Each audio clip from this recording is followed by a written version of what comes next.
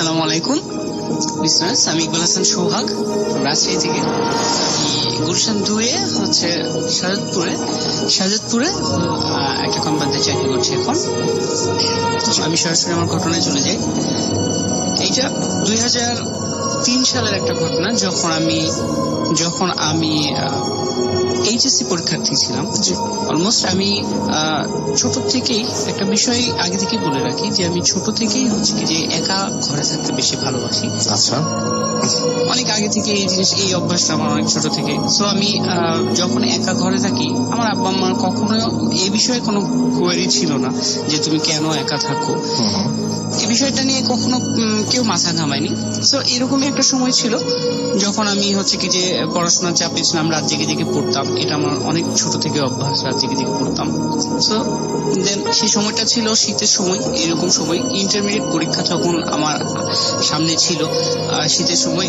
আর ঈদ সামনে ছিল এজন্য হচ্ছে যে সবাই আমের বাড়িতে চলে। তেমনই আমাদের পাশের বাড়ি বলতে হচ্ছে আমাদের বাড়ির পাশে একটা বিল্ডিং ছিল। সেই বিল্ডিংটা তিনতলা বিশিষ্ট একটা বিল্ডিং, 3টে ফ্ল্যাট ছিল। এই ফ্ল্যাটের প্রত্যেকটা ফ্যামিলি, 3টা ফ্যামিলি ছিল, 3টা ফ্যামিলি গ্রামের বাড়িতে চলে যায় তারা। দেন নিচতলার যে ফ্যামিলি, যে আঙ্কেল ছিলেন, ওই আঙ্কেল আমাকে বলে যে সোহাগ, তুমি হচ্ছে কি যে এই ছুটির মধ্যে তুমি আমার বাসায় থাকবা। ঠিক আছে, অ্যাজ ইউজুয়াল আমি আমার বাবা মাকে বললাম। আমার বাবা মা এটা নিয়ে কোনো মাথা ঘামায় না, যে আমি সবাই জানে যে আমি হচ্ছে কি যে একা বাড়িতে থাকতে ভালোবাসি। দেন আমি থাকা শুরু করলাম। আমি আগে বলে রাখি যে এই বিল্ডিংটা 3তলা একটা বিল্ডিং। এটা হচ্ছে আমি কোন বিল্ডিংটা এটা বলছি না, জাস্ট আমি শুধুমাত্র বলছি রাজশাহী জুট মিলস কাটাখালীতে এখানে 5টা বিল্ডিং এর জায়গা আছে, সেখানকার মধ্যে একটা। আচ্ছা, সো আমি যখন বিল্ডিং এর একটু ডিসক্রিপশনটা দিয়ে দিই, যে বিল্ডিং এর হচ্ছে কি যে বিল্ডিং এ ছিলাম, 3তলা বিল্ডিং, সেই বিল্ডিং এর নিচতলার সিঁড়িঘরের লাইট ছিল না, একটা ফিউজ ছিল, এবং 3তলা সিঁড়িঘরের লাইটটা ফিউজ ছিল। আর নিচতলার টয়লেটের যে লাইটটা, এই লাইটটাও ফিউজ ছিল। সো অ্যাজ ইউজুয়াল আমি সেই দিন রাত্রে হচ্ছে কি যে খুব তাড়াতাড়ি ঘুমাতে চলে যাই। অলমোস্ট 11:30টার দিকে আমি ঘুমাতে চলে যাই। ঘুমানোর পরে অ্যাটলিস্ট আমাকে মানে 1:45টার সময় আমার ঘুমটা ভেঙে যায়। ঘুমটা ভেঙে যাওয়ার পরে আমি সরাসরি দেখতে পাচ্ছি যে নিচতলা লাইট জ্বলছে। আমার এটা হ্যালোসিনেশন না, কারণ হচ্ছে কি যে আমি একেবারে সরাসরি দেখছি আমার ঘুমটা ভেঙে গেছে। আচ্ছা, কখনো আর হ্যালোসিনেশন হলো যে চোখে ঘুম ঘুম ভাব নিয়ে দেখছি, সেটা না, একেবারে সরাসরি আমি দেখছি যে হ্যাঁ সিঁড়িঘরের লাইটটা জ্বলছে। আচ্ছা, আমি মনে করছি যে হয়তো বা চোর এসেছে। যখন আমি টর্চ লাইট নিতে গেছি, তখন দেখছি কি যে সিঁড়িঘরের লাইটটা অফ। আমি শিওর হয়ে গেছি অ্যাজ ইউজুয়াল হয়তো বা চোরটা উপরে উঠে গেছে বা কোথাও আছে, লাইট অফ করে দিছে।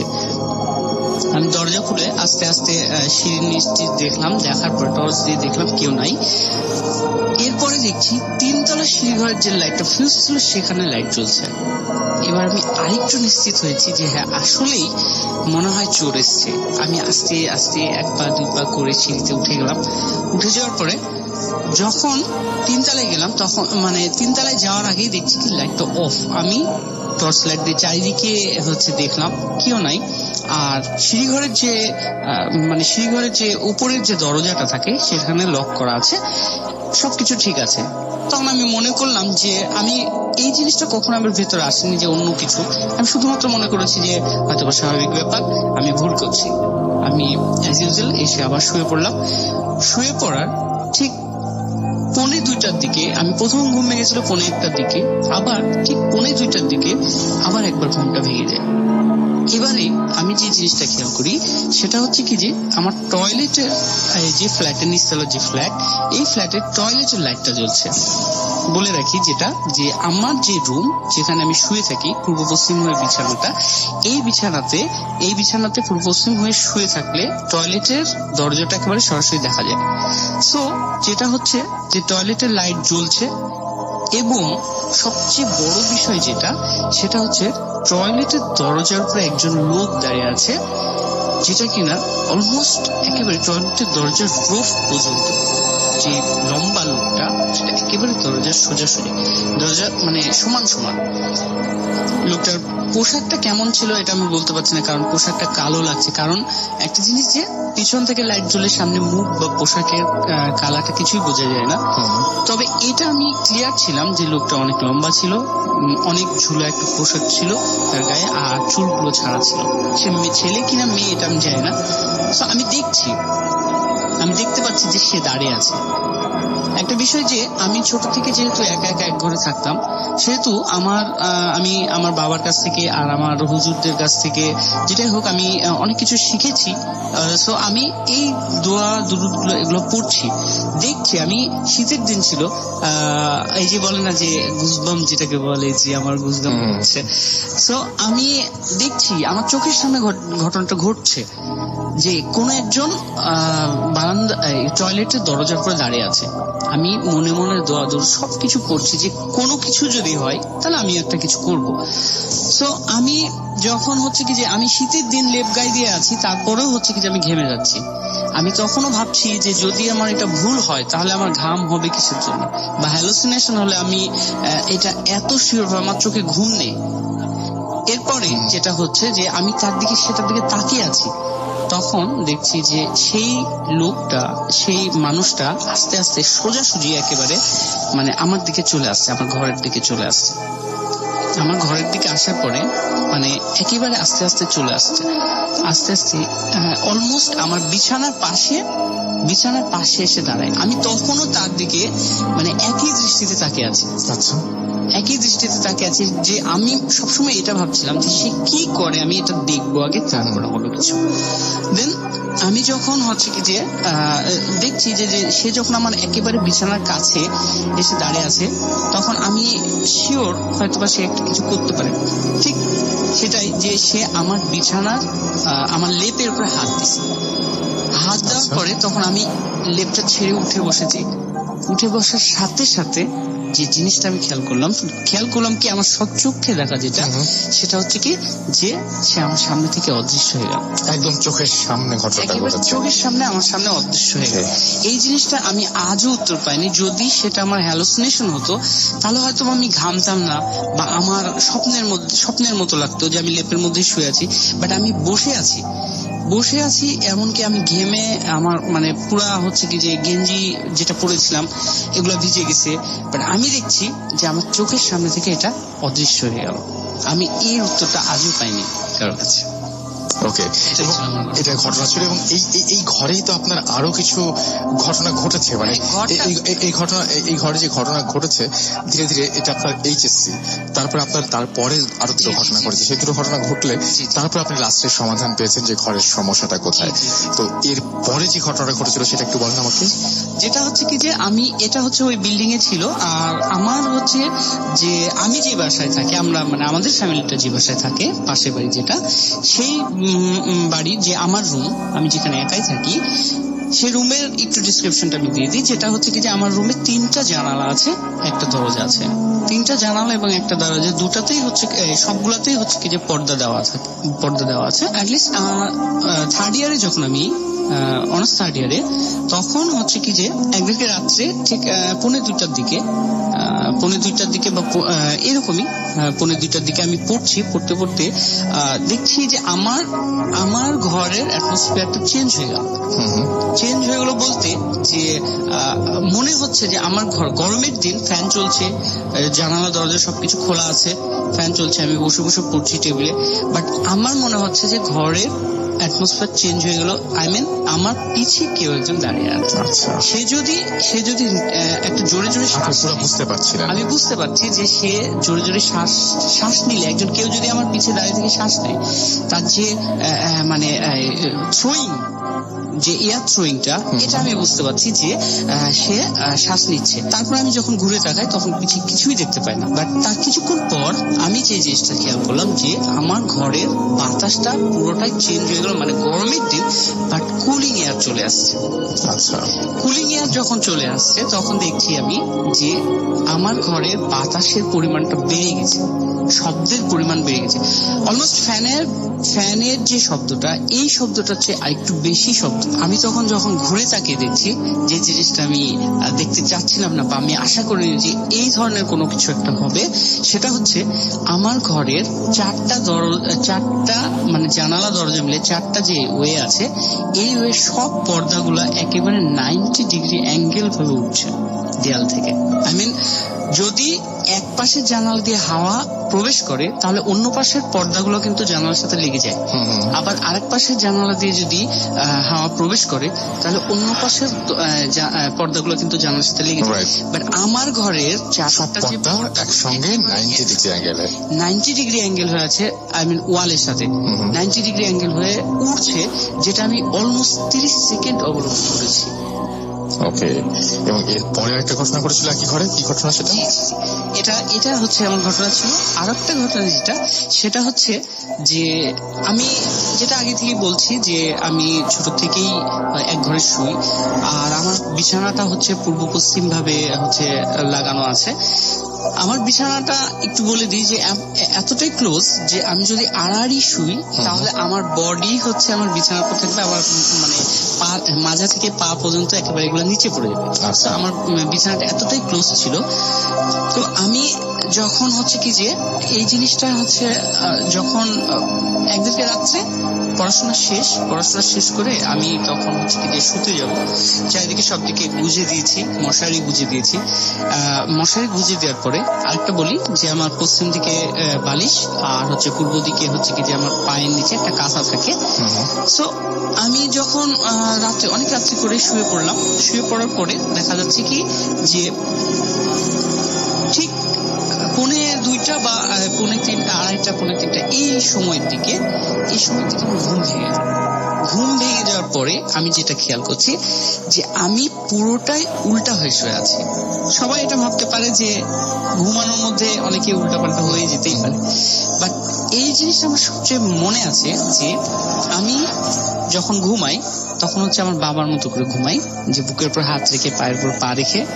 আপনার কোনোদিন তো এরকম হয় না? হয় না, এই জিনিসটা প্রথম। সো আমি যেটা বলছিলাম যে আমি যে পশ্চিম দিকে মাথা দিয়ে আর পূর্ব দিকে পা দিয়ে শুয়ে আছি, জাস্ট ওই 2:45 দিকে আমার ঘুম ভেঙে যায়, আর এটা 2:30 দিকে ঘুম ভেঙে যায়। তখন আমি খেয়াল করছি যে আমি পুরোটাই উল্টা ভাবে শুয়ে আছি, মানে পশ্চিম দিকে আমার পা চলে গেছে আর হচ্ছে পূর্ব দিকে আমার মাথা চলে গেছে। আই মিন, বালিশের পর আমার পা আর কাঁথার পর আমার মাথা। একটা কথা এখানে একটু খেয়াল করি যে যদি উল্টা পাল্টা হতাম তাহলে হয়তো আমার মশারিটা খুলে যেত, বা আমার বিছানা একটু এলোমেলো হতো, বা আমার হচ্ছে কাঁথাটা পড়ে যেত। এগুলো কিছুই হয়নি, আমি জাস্ট একেবারে উল্টা হয়ে পড়ে আছি, মানে উল্টা যেভাবে শুয়েছিলাম ওইভাবে আছে, জাস্ট উল্টা, পজিশনটা ডিফারেন্ট। দেন আমি হচ্ছে পরের 2 দিন পরে আমার হুজুরের কাছে গেলাম। হুজুরের কাছে যাওয়ার পরে যখন আমি বললাম, আমার হুজুর, আমি সবচেয়ে বড় আশ্চর্যের বিষয় সেটা হচ্ছে কি যে আমার হুজুর আমাকে বলছে যে সোহাগ, তুমি এর আগে তোমার ঘরে কোনো কিছু কি খেয়াল করেছো, এই বাতাসের আনাগোনা? তুমি এই যে জিনিসটা খেয়াল করেছো, তুমি জানো না তাই তোমার ঘরে এমন একটা জিনিস ঢুকেছিল যেটা তোমাকে আয়ত্ত করার চেষ্টা করেছে, বাট পারেনি। Just as like a symptom, তোমাকে একটা সিমটম দেখিয়ে দিয়ে চলে গেছে, তোমাকে শুধুমাত্র উল্টা করে ধুয়ে চলে গেছে। তোমাকে জাস্ট অ্যাটাক করার বা কোনো কিছু তাদের উদ্দেশ্য ছিল, বা যেটাই উদ্দেশ্য থাক না কেন, কোনো কিছু করার উদ্দেশ্য ছিল, বাট সেটা সে পারেনি, শুধুমাত্র এই জিনিসটা উল্টা করে ধুয়ে চলে গেছে। তার মানে বলতে হয় যে আপনার হুজুর বলছেন এবং তার কথা অনুযায়ী অবশ্যই আপনার ওই ঘরে কারো না কারো অস্তিত্ব ছিল এবং কেউ না কেউ সেই ঘরে প্রবেশ করেছিল। Thank you very much. আপনার ঘটনার জন্য আপনাকে অসংখ্য ধন্যবাদ, অনেক ভালো লাগলো। এবং what a coincidence, আমি এতক্ষণ ধরে যার ঘটনা শুনছিলাম তিনি এতক্ষণ, তার নাম হচ্ছে সোহাগ ভাই আমাদের ঘটনা বলছিলেন। ইন দ্য মিন টাইম আমি আরেকটা ইমেল আমি আমার সামনে খুলে ফেলেছি, এবং এই ইমেলটা আজকে আমার পড়ার কথা, এবং আমি খুব অবাক হলাম। মিকাইল নামে একজন আমাদের এই ইমেলটি করেছেন এবং তিনিও এই ইমেলটি করেছেন এবং তার ঘটনাটাও ঠিক কাটাখালীতেই ঘটেছে, রাজশাহীতে। যেটা উনি বলছিলেন, যে জায়গার কথা বললেন উনি, ঠিক একই জায়গার ঘটনা। হয়তো একই জায়গাটা কত বড় সেটা নিয়ে আমার আইডিয়া একটু কম, বাট হয়তো একই পাড়া মহল্লারও হতে পারে। এখন ব্যাপারটা এরকম যে তিনি যে লিখছেন সেইভাবে আমি পড়ছি যে, আসসালামু আলাইকুম রাসেল ভাই, আশা করি আল্লাহর রহমতে ভালো আছেন। আমি স্টুডিওতে আসতে পারছি না, তাই ইমেল করে পাঠালাম, ভালো লাগলে পড়ে শোনাবেন। আমি এমডি শেখ মিকাইল, আমার বাসা আচ্ছা না, এটা বাগেরহাট জেলার লখপুর গ্রামে। আমি যে ঘটনাটা শেয়ার করছি সেটা আমার নিজের সাথে ঘটে যাওয়া ঘটনা। ঘটনাটা যেভাবে ঘটেছিল সেভাবে লিখছি। আমি একটি ফিশ এজেন্সিতে জব করি, অর্থাৎ মাছ ঘরে। প্রতিদিনের মতো সেদিনও মাছ ছিল এবং মাছগুলো রিজার্ভ শেষ করে আমি খেলা দেখছিলাম। খেলাটা ছিল খুলনা এবং রাজশাহীর ম্যাচ। খুলনা প্রথম ব্যাট করতে নেমে 44 রানে অল আউট হয়ে যায়। তখন মেজাজটা খুব খারাপ হয়ে গেল। সিদ্ধান্ত নিলাম খেলা দেখবো না, বাসায় চলে যাব। আমি রওনা হলাম বাসার দিকে। আমাদের মেইন যে রাস্তাটা সেটা কাটাখালী থেকে নওয়াপাড়ার মোড় পর্যন্ত খুব খারাপ। ভ্যানে, আচ্ছা এই জায়গাটার নামও কাটাখালী, এটা হয়তো মানে হয়তো রাজশাহীতে না। তো কাটাখালী থেকে নওয়াপাড়ার মোড় পর্যন্ত খুব খারাপ। ভ্যানে করে যাতায়াত অনেক অসুবিধা হয়, তাই মেইন রাস্তা দিয়ে না যেয়ে ভেতরে একটা রাস্তা দিয়ে হাঁটা শুরু করলাম। যে রাস্তা দিয়ে যাচ্ছিলাম সেখানে দুটো কবরস্থান আছে। তো প্রথম কবরস্থানটা অল্প একটু পাঁচিল দিয়ে ঘেরা, আর দ্বিতীয় কবরস্থানটা মাথা পর্যন্ত পাঁচিল দিয়ে ঘেরা। আমি প্রথম কবরস্থান পার হয়ে দ্বিতীয় কবরস্থানের কাছে আসলাম। তখন গেটের ভেতরে দেখি একটা লোক দাঁড়িয়ে আছে। লোকটার গায়ে সাদা চাদর জড়ানো, মুখটা ভালো করে দেখা যাচ্ছিল না। আমি প্রথমে লোকটাকে দেখিনি। যখন গেটের কাছে আসলাম তখন লোকটি আমাকে নাম ধরে ডাক দিলেন এবং বললেন, মিকাইল কোথায় যাচ্ছ? আমি তখন ফোনের আলোয় তাকে দেখতে পেলাম। আমি বললাম, বাসায় যাচ্ছি। আমি ব্যাপারটা তখন খুব নর্মালি ভাবছি, হতে পারে সে আমাকে চেনে তাই আমাকে বলছে কোথায় যাচ্ছ। এরপর সে আমাকে যেটা বলছে সেটা শুনে আমার পায়ের নিচে মাটি সরে গেল, আমার সারা শরীর শিউরে উঠল। আমি বললাম, আপনি কে? সে আমাকে বলল, আমি এই কবরস্থানেরই বাসিন্দা। আমি তখন এতটা ভয় পেয়েছিলাম যে সেটা বলে বোঝাতে পারবো না। আর সেখানে এত সুগন্ধ ছিল যে সেটা আগে কখনো আমি পাইনি। আমি দেখলাম লোকটা আমার চোখের সামনেই হাওয়ায় মিলিয়ে গেল, তাকে দেখা যাচ্ছিল না। আমার তখন আর বুঝতে বাকি রইল না। আমি দ্রুত চলে আসলাম। আমি যখন কাটাখালী বাস স্ট্যান্ডে পৌঁছালাম তখন একটু স্বস্তি পেলাম। ঘটনাটা এখানেই শেষ না, সামনে যেটা দেখলাম সেটা আরো ভয়ানক। আমি কাটাখালী বাস স্ট্যান্ড পার হলাম, সামনে কর্মকার পাড়া, তার বাম পাশে স্টোর, সেখানে রাস্তায় কাজের জিনিসপত্র রাখা হয়।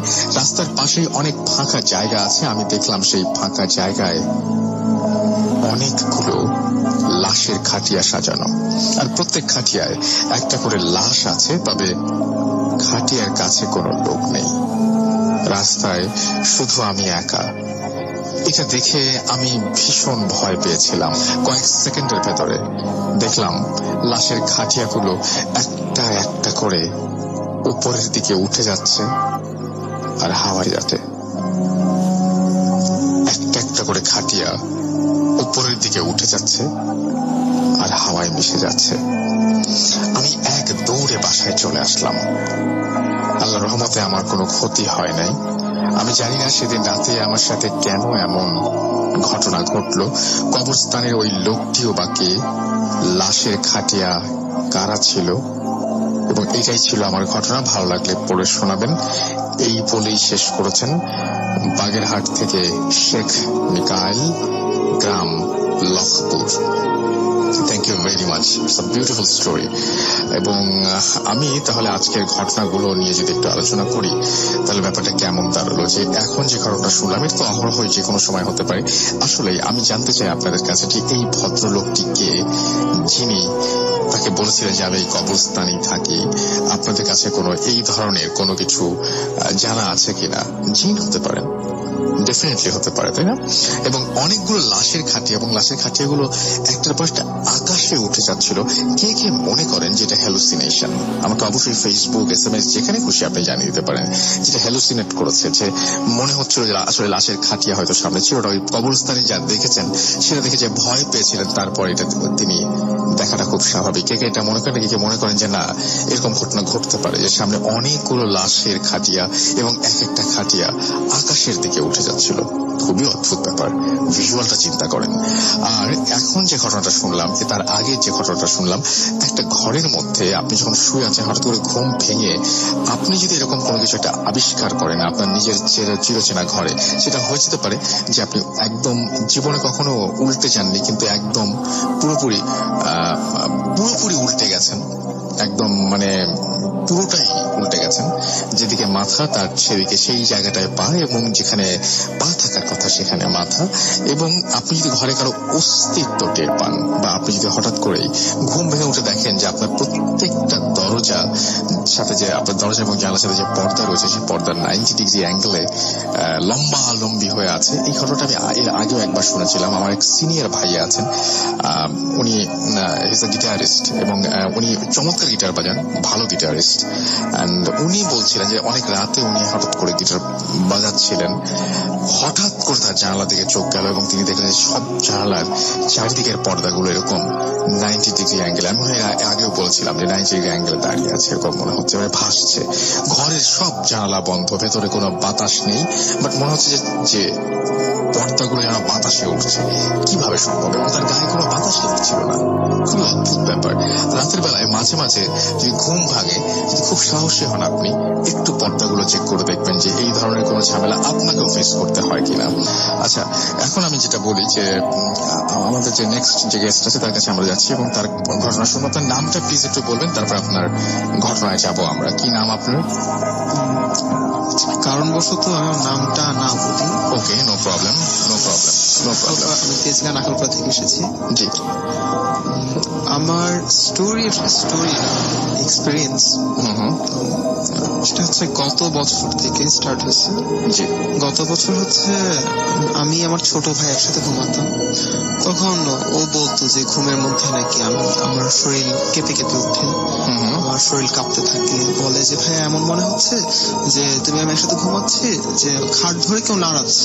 আচ্ছা। তো আমি ঘুম থেকে উঠে বসে তোমাদের তাকায় আসছি, তখন দেখতেছি যে ভাই তুমি বারবার তোমার ফুল বডি ভাইব্রেট করতেছে, কেমন কেঁপে কেঁপে উঠতেছে, বারবার কেঁপে কেঁপে উঠতেছে। তো ও কয়েকবার বডিতে হাত রাখছে, হাত রাখার পরে দেখে যে কিছুটা স্ট্রোক আছে।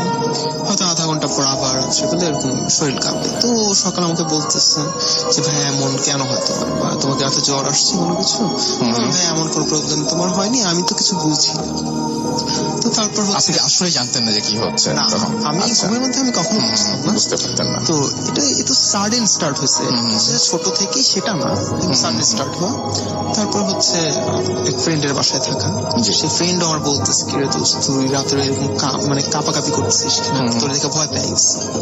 তো এইসব আসলে ফ্রেন্ডদের কাছ থেকে, ছোট ভাইয়ের কাছ থেকে শুনলাম, আমি কখনো কিছু বুঝতাম না। তো গত বছর ঘটনাটা হচ্ছে যে আমি রাতে দোয়া পড়তাম, রাতে 3টার পর হচ্ছে কিছু আমল করতাম। আচ্ছা। তো করে তারপর হচ্ছে ফজরের আজান দিত, নামাজ পড়ে তারপর ঘুমাতাম। তো প্রতিদিনের মতন সেই দিনও আমি রাতে এরকম দোয়া পড়লাম। পড়ার পর হচ্ছে তখন বাজে প্রায় 4:30। তো আমি খুব টায়ার্ড ছিলাম। তো রুমে আমার বেডরুমে আর যাইনি, ড্রয়িং রুমে বসে দোয়া পড়লাম। তো পরে হচ্ছে আমি ড্রয়িং রুমের সোফার মতো লম্বা করে শুয়ে পড়লাম। তো আমি আমার মানে পুরো বাসার ডিসক্রিপশনটা একটু দিচ্ছি। সেটা হচ্ছে মেন গেটের পরে হচ্ছে আমাদের ড্রয়িং রুমটা। আচ্ছা। এরপর হচ্ছে আমার রুম, তার লেফট সাইডে হচ্ছে ডাইনিং এর পর হচ্ছে কিচেন, একদম কর্নারে হচ্ছে আমার ছোট ভাইয়ের রুম, দেন হচ্ছে আমার বাবা মার রুম, তারপর হচ্ছে একটা স্টোর রুম। তো আমি যে ড্রয়িং রুমে শুয়ে আছি সোফার মধ্যে, স্ট্রেট হচ্ছে দেখা যাচ্ছে ডাইনিং এর পর লম্বা লম্বা ডাইনিং এর পর হচ্ছে কিচেন ডোরটা ক্লোজ করা। তো আমি সোফার মধ্যে শুয়ে এসে ভাবতেছি যে আজকে আর ফজরের নামাজটা না হয় না পড়লাম, ঘুম থেকে উঠে সকালে কাদা পড়ে নিব। তো আমি সবসময় হচ্ছে ফোনটা আমার সাথে রাখি, ফোনে কখনো গান শোনা হয়, একটু ডিসপ্লে দেখি। তো ওই রকম হচ্ছে কি লম্বা করে শুয়ে আসছি, তো ডিসপ্লেটা দেখলাম যে 4:30 বাজে। 4:30 বাজে দেখে আমি শুয়ে পড়লাম, জাস্ট বুকের উপর ফোনটা রেখে। আমি ঘুমাইছি কিনা আসলে আমি শিওর না। তো হঠাৎ করে হচ্ছে যে দেখলাম আমার যে কিচেনের যে ডোরটা, ডাইনিং এর পর কিচেনের যে ডোর, সেই ডোরটা হচ্ছে মানে মিনিমাম একটা সিলিং এর হাইট তো থাকে হচ্ছে 10 ফিটের মতো। তো নর্মালি হচ্ছে একটা ডোরের হাইট থাকে 7 ফিট এরকম হবে। তো দেখতেছি যে আমার মানে কিচেনের মানে ডোরটা, যে ডোরের একদম উপর পর্যন্ত লম্বা একটা ব্ল্যাক একটা শ্যাডো বলতে একটা মানুষ দাঁড়ায় আছে, মানুষটাকে একটা ফিগার। তো হচ্ছে টোটাল ব্ল্যাক, একদম লম্বা, হ্যাঁ, একটা কালো কাপড় পরে দাঁড়ায় আছে, কোনো ফেস নাই, কিছু দেখতে পাচ্ছি।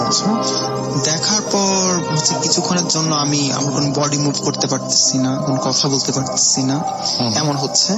তারপর হচ্ছে হঠাৎ করে দেখলাম যে সেটা চলে গেছে। এখন কি আমি ঘুমায় স্বপ্ন দেখছি নাকি আমি জেগে থেকে দেখছি সেটা আমি বলতে পারি না।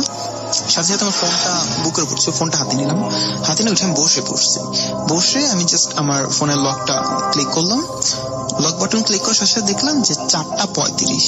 তার মানে হচ্ছে 4:30 হচ্ছে লাস্ট আমি ফোনের ডিসপ্লে দেখে আমি জাস্ট শুয়ে জাস্ট চোখটা বন্ধ করলাম। আর এখন হচ্ছে 4:35। তার মানে 5 মিনিট ডিউরেশনের মধ্যে আমি ঘুমিয়ে তারপর স্বপ্নটা দেখছি নাকি আমি না ঘুমিয়ে এটা দেখছি ঠিক বলতে পারতেছি না। তো আমি একা খুব ভয় পেয়ে গেলাম, মানে চাইছে একবার যে ফ্যামিলিকে ডাক দিই বা কোনো কিছু, ভাবলাম আমার মা সিক, ডাক দিব, কাউকে ডিস্টার্ব করবো, তার জন্য নিজে চুপ করে আছি। টিভি অন করলাম, মানে আমার কনসেন্ট্রেট অন্যদিকে দেওয়ার চেষ্টা করছি, লাইট মানে পুরো বাড়ির সব লাইট মানে অন করে রাখছি, খুব ভয় লাগতেছে। তো কিছুক্ষণ পরে দেখলাম যে ফজরের আজান দিল, তখন 4:45 দিকে আজান দিল। আজান দেওয়ার পর হচ্ছে আমি ওয়াশরুমে গেলাম, একদম ডোর সবসময় খোলা রাখলাম, যে একদম ওয়াশরুমের ডোর খুলে রেখে আমি ওয়াশরুমে গেলাম, গিয়ে উজু করলাম। উজু করে আসছি, আইসা ফজরের নামাজ পড়লাম।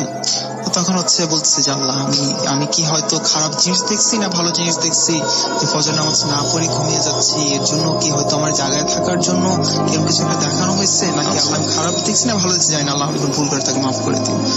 এইভাবে হচ্ছে যে ব্যাপারটা আসলে খারাপ না ভালো আমি বুঝলাম না। তো খুব ভয়ে তারপর শুয়ে পড়লাম। কথাটা আমি ফার্স্ট শেয়ার করি হচ্ছে আমার খালার সাথে শেয়ার করার পরে হচ্ছে খালা বলতেছে যে বাবা, এই সব তো কালো জিনিস দেখছো বা এরকম কোনো কিছু, বাবা এটা তো মানে কোনো ভালো সিমটম না, আর ব্যাপারটা তুমি কারোর সাথে যদি শেয়ার না করো সেটা তোমার জন্য ভালো হবে, ব্যাপারগুলো তুমি কারোর সাথে বলবো না। দেন হচ্ছে যে কথা বলতে আমার বড় ভাইয়া, তো আমার বড় ভাই আমার কাজিন আর কি, সে এখন দেশের বাইরে থাকে। তো ভাইয়ার সাথে আমি কথাটা শেয়ার করে দিলাম। শেয়ার করার পর ভাইয়া আসলে খুব ধার্মিক, সে খুব নামাজ পড়ে, খুব ভালো, মানে খুব ধার্মিক মানুষ। তো ভাইয়া বলতেছে, ছোট তুমি আমার কাছে শেয়ার করছো আর কাউরে বলছো? পরে বললাম ভাইয়া আমি তো খালারে বলছি। পরে বলে দেখো তুমি কথার কাউরে বললাম না, খালো আমার সেম কথা বলছে, আমার ভাইয়াও সেম কথা বলছে, তো ব্যাপারটা আমি এরপরে কারোর সাথে শেয়ার করিনি। তো আমার দেখা যাচ্ছে কি কিছু প্রবলেম হয়, সেগুলো হচ্ছে যে আমি কিচেনে যাচ্ছি বা একটু বারান্দার মধ্যে দাঁড়িয়ে আছি, মনে হচ্ছে আমার পিছনে কেউ দাঁড়িয়ে আছে, আচ্ছা এই ধরনের প্রবলেম হয়। আর হচ্ছে যে আমার মানে সবচেয়ে মেজর প্রবলেম যেটা মনে করতেছে সেটা হচ্ছে কোনো একটা কাজ আমার খুব ভালো অপরচুনিটি আসে যে কাজটা আমার হয়ে যাবে হয়েও সেই কাজটা হয় না, অ্যাক্সিডেন্টলি কোনো একটা দুর্ঘটনা ঘটে যায়, হয়তো মানে যার সাথে কাজ করতেছি তার সঙ্গে কোনো একটা ঝামেলার সৃষ্টি হয়ে যাচ্ছে, বা দেখা যাচ্ছে যে খুব ভালো একটা অপরচুনিটি পাইছি, এই কাজটা করলে আমি খুব ভালো লেভেল একটা কাজ করতে পারতেছি, হঠাৎ করে হয়ে যাচ্ছে আমার মাসিক একদম মানে লাস্ট এমন একটা সময় গেছে যে ভালো একটা কাজে আমি যাব, ইভেন কি আজকে হচ্ছে মানে পরের দিন ভোর 5টা বাজে হচ্ছে আমি চলে যাচ্ছি বাইরে।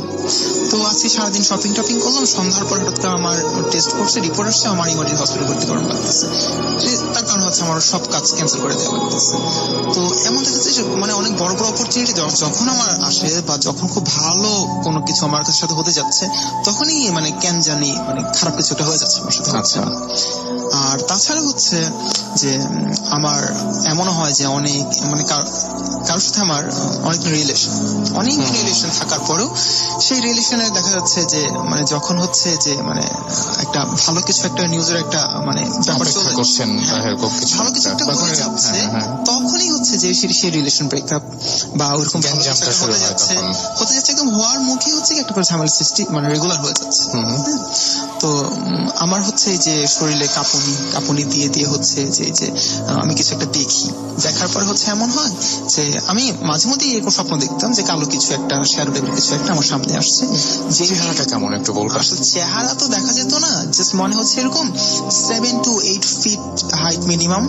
হ্যাঁ, 7 to 8 ফিট হাইট, গায়ে কালো কাপড়, বাট কোন হচ্ছে ফেসে দেখা যায় সেটা মানে ফেসটা হচ্ছে ঢাকা। একদম হচ্ছে মানে লুকটাই না কেমন জানি, মানে দেখলেই মানে এত ভয় লাগে। ওর কোনো ফেস নাই, কোনো ইয়া নাই, তবে একটা মানে মানুষ আকৃতি কিছু একটা হবে। হাইট হচ্ছে 7 to 8 ফিট এরকম হবে, তবে অনেক উঁচু। হ্যাঁ, একদম কালো ড্রেস, একদম হচ্ছে মাথা থেকে পা পর্যন্ত পুরাটা ঢাকা, একটা কালো ড্রেস। পায়ে কিছু আছে না, পায়ে কিছু বা হাতে কিছু এরকম কোনো কিছু দেখা যায় না। তবে হ্যাঁ, একটা যে মানুষটাই, হ্যাঁ একটা ফিগার, যে মানুষের যে ফিগারটা ওই টাইপ কিছু, এটা মাস্ট। হ্যাঁ, তার হাত আছে, পা আছে, বাট ওই যে দেখা যাচ্ছে কিছু দেখা যাচ্ছে না। একদম হাতের একটা নখ পর্যন্ত দেখা যাচ্ছে না, পায়ের নখ পর্যন্ত দেখা যাচ্ছে না, মাথার একটা চুল দেখা যাচ্ছে না, একদম টোটাল হচ্ছে ব্ল্যাক দিয়ে ঢাকা। দেখা যাচ্ছে আমি যখন চুল দেখেন না, কোনো চুল টুল কিচ্ছু না, একদম লাইক দেখা যাচ্ছে কি একটা মানুষ যদি একটা মানুষ দাঁড়িয়ে আছে, এর উপর হচ্ছে একটা কালো কাপড় যদি জাস্ট লম্বা কালো কাপড় ছেড়ে দেওয়া হয়, যে ফিগারটা চলে আসবে, এবার যে ফিগারটা চলে আসবে একদম দ্যাটস ইট। তার মানে একটা মানুষকে যদি পুরোপুরি কালো কাপড় দিয়ে ঢেকে দেওয়া হয় মাথার উপর থেকে, হ্যাঁ একদম মানে লম্বা হাইটের একটা কাপড় দিয়ে যদি মাথার উপর থেকে মানুষকে ঢেকে দেওয়া হয়, জাস্ট একটা ফিগার যে শো করবে, জাস্ট এইটাই, বেশি কোনো কিছুই না। আর হচ্ছে হ্যাঁ, দেখা যাচ্ছে যে মানে একদম যে চিকন লম্বা না, সেরকম একটা মানুষের ফিগারটা যেরকম হয় একটু হেলদি টাইপের, এর উপর যদি একটা ব্ল্যাক একটা কাপড় পুরো তার মাথা থেকে পা পর্যন্ত ঢেকে দেওয়া হয়, যে শেপটা আসবে একদম দ্যাটস ইট। দেখা যাচ্ছে এই স্বপ্নটা হচ্ছে আমি রেগুলারই আগে দেখতাম হচ্ছে স্বপ্ন দেখছি, দেখা যাচ্ছে দেখার পরে যে ধরলেন যে আজকে রাতে দেখছি, কালে ঘুম থেকে উঠছে না, স্বপ্ন দেখতাম বলতে হচ্ছে কি মাঝে মধ্যে এমন হতো যে সারা রাত্রিতে ঘুমালে আমি এই জিনিসটা দেখতেছি বলতে যে সামনে দেখতেছি সেটা না, স্বপ্ন দেখতেছি আমার বাবা মা আছে, সবাই আছে, এর সাথে হচ্ছে এই জিনিসটা দেখে আমি ভয় পাচ্ছি। স্বপ্ন দেখে আমি ঘুম থেকে উঠে যাওয়ার পর আমি দেখতেছি আমার পাশে কেউ নাই, হ্যাঁ মানে অন্য কিছু দেখতেছি না, সামনাসামনি কেউ বসে আছে, এসব কিছু দেখতেছি, এসব কিছু না। আবার ঘুমাচ্ছি, হয়তো আধা ঘন্টা 1 ঘন্টা পর আবার ঘুমাচ্ছি কতক্ষণ, 10 মিনিট 15 মিনিট, আবার সে স্বপ্ন দেখলাম। এমন কিছু রাত গেছে যে একই রাত্রে আমি 5 থেকে 6 বার একটু ঘুমাচ্ছি, একটু করে স্বপ্ন দেখতেছি।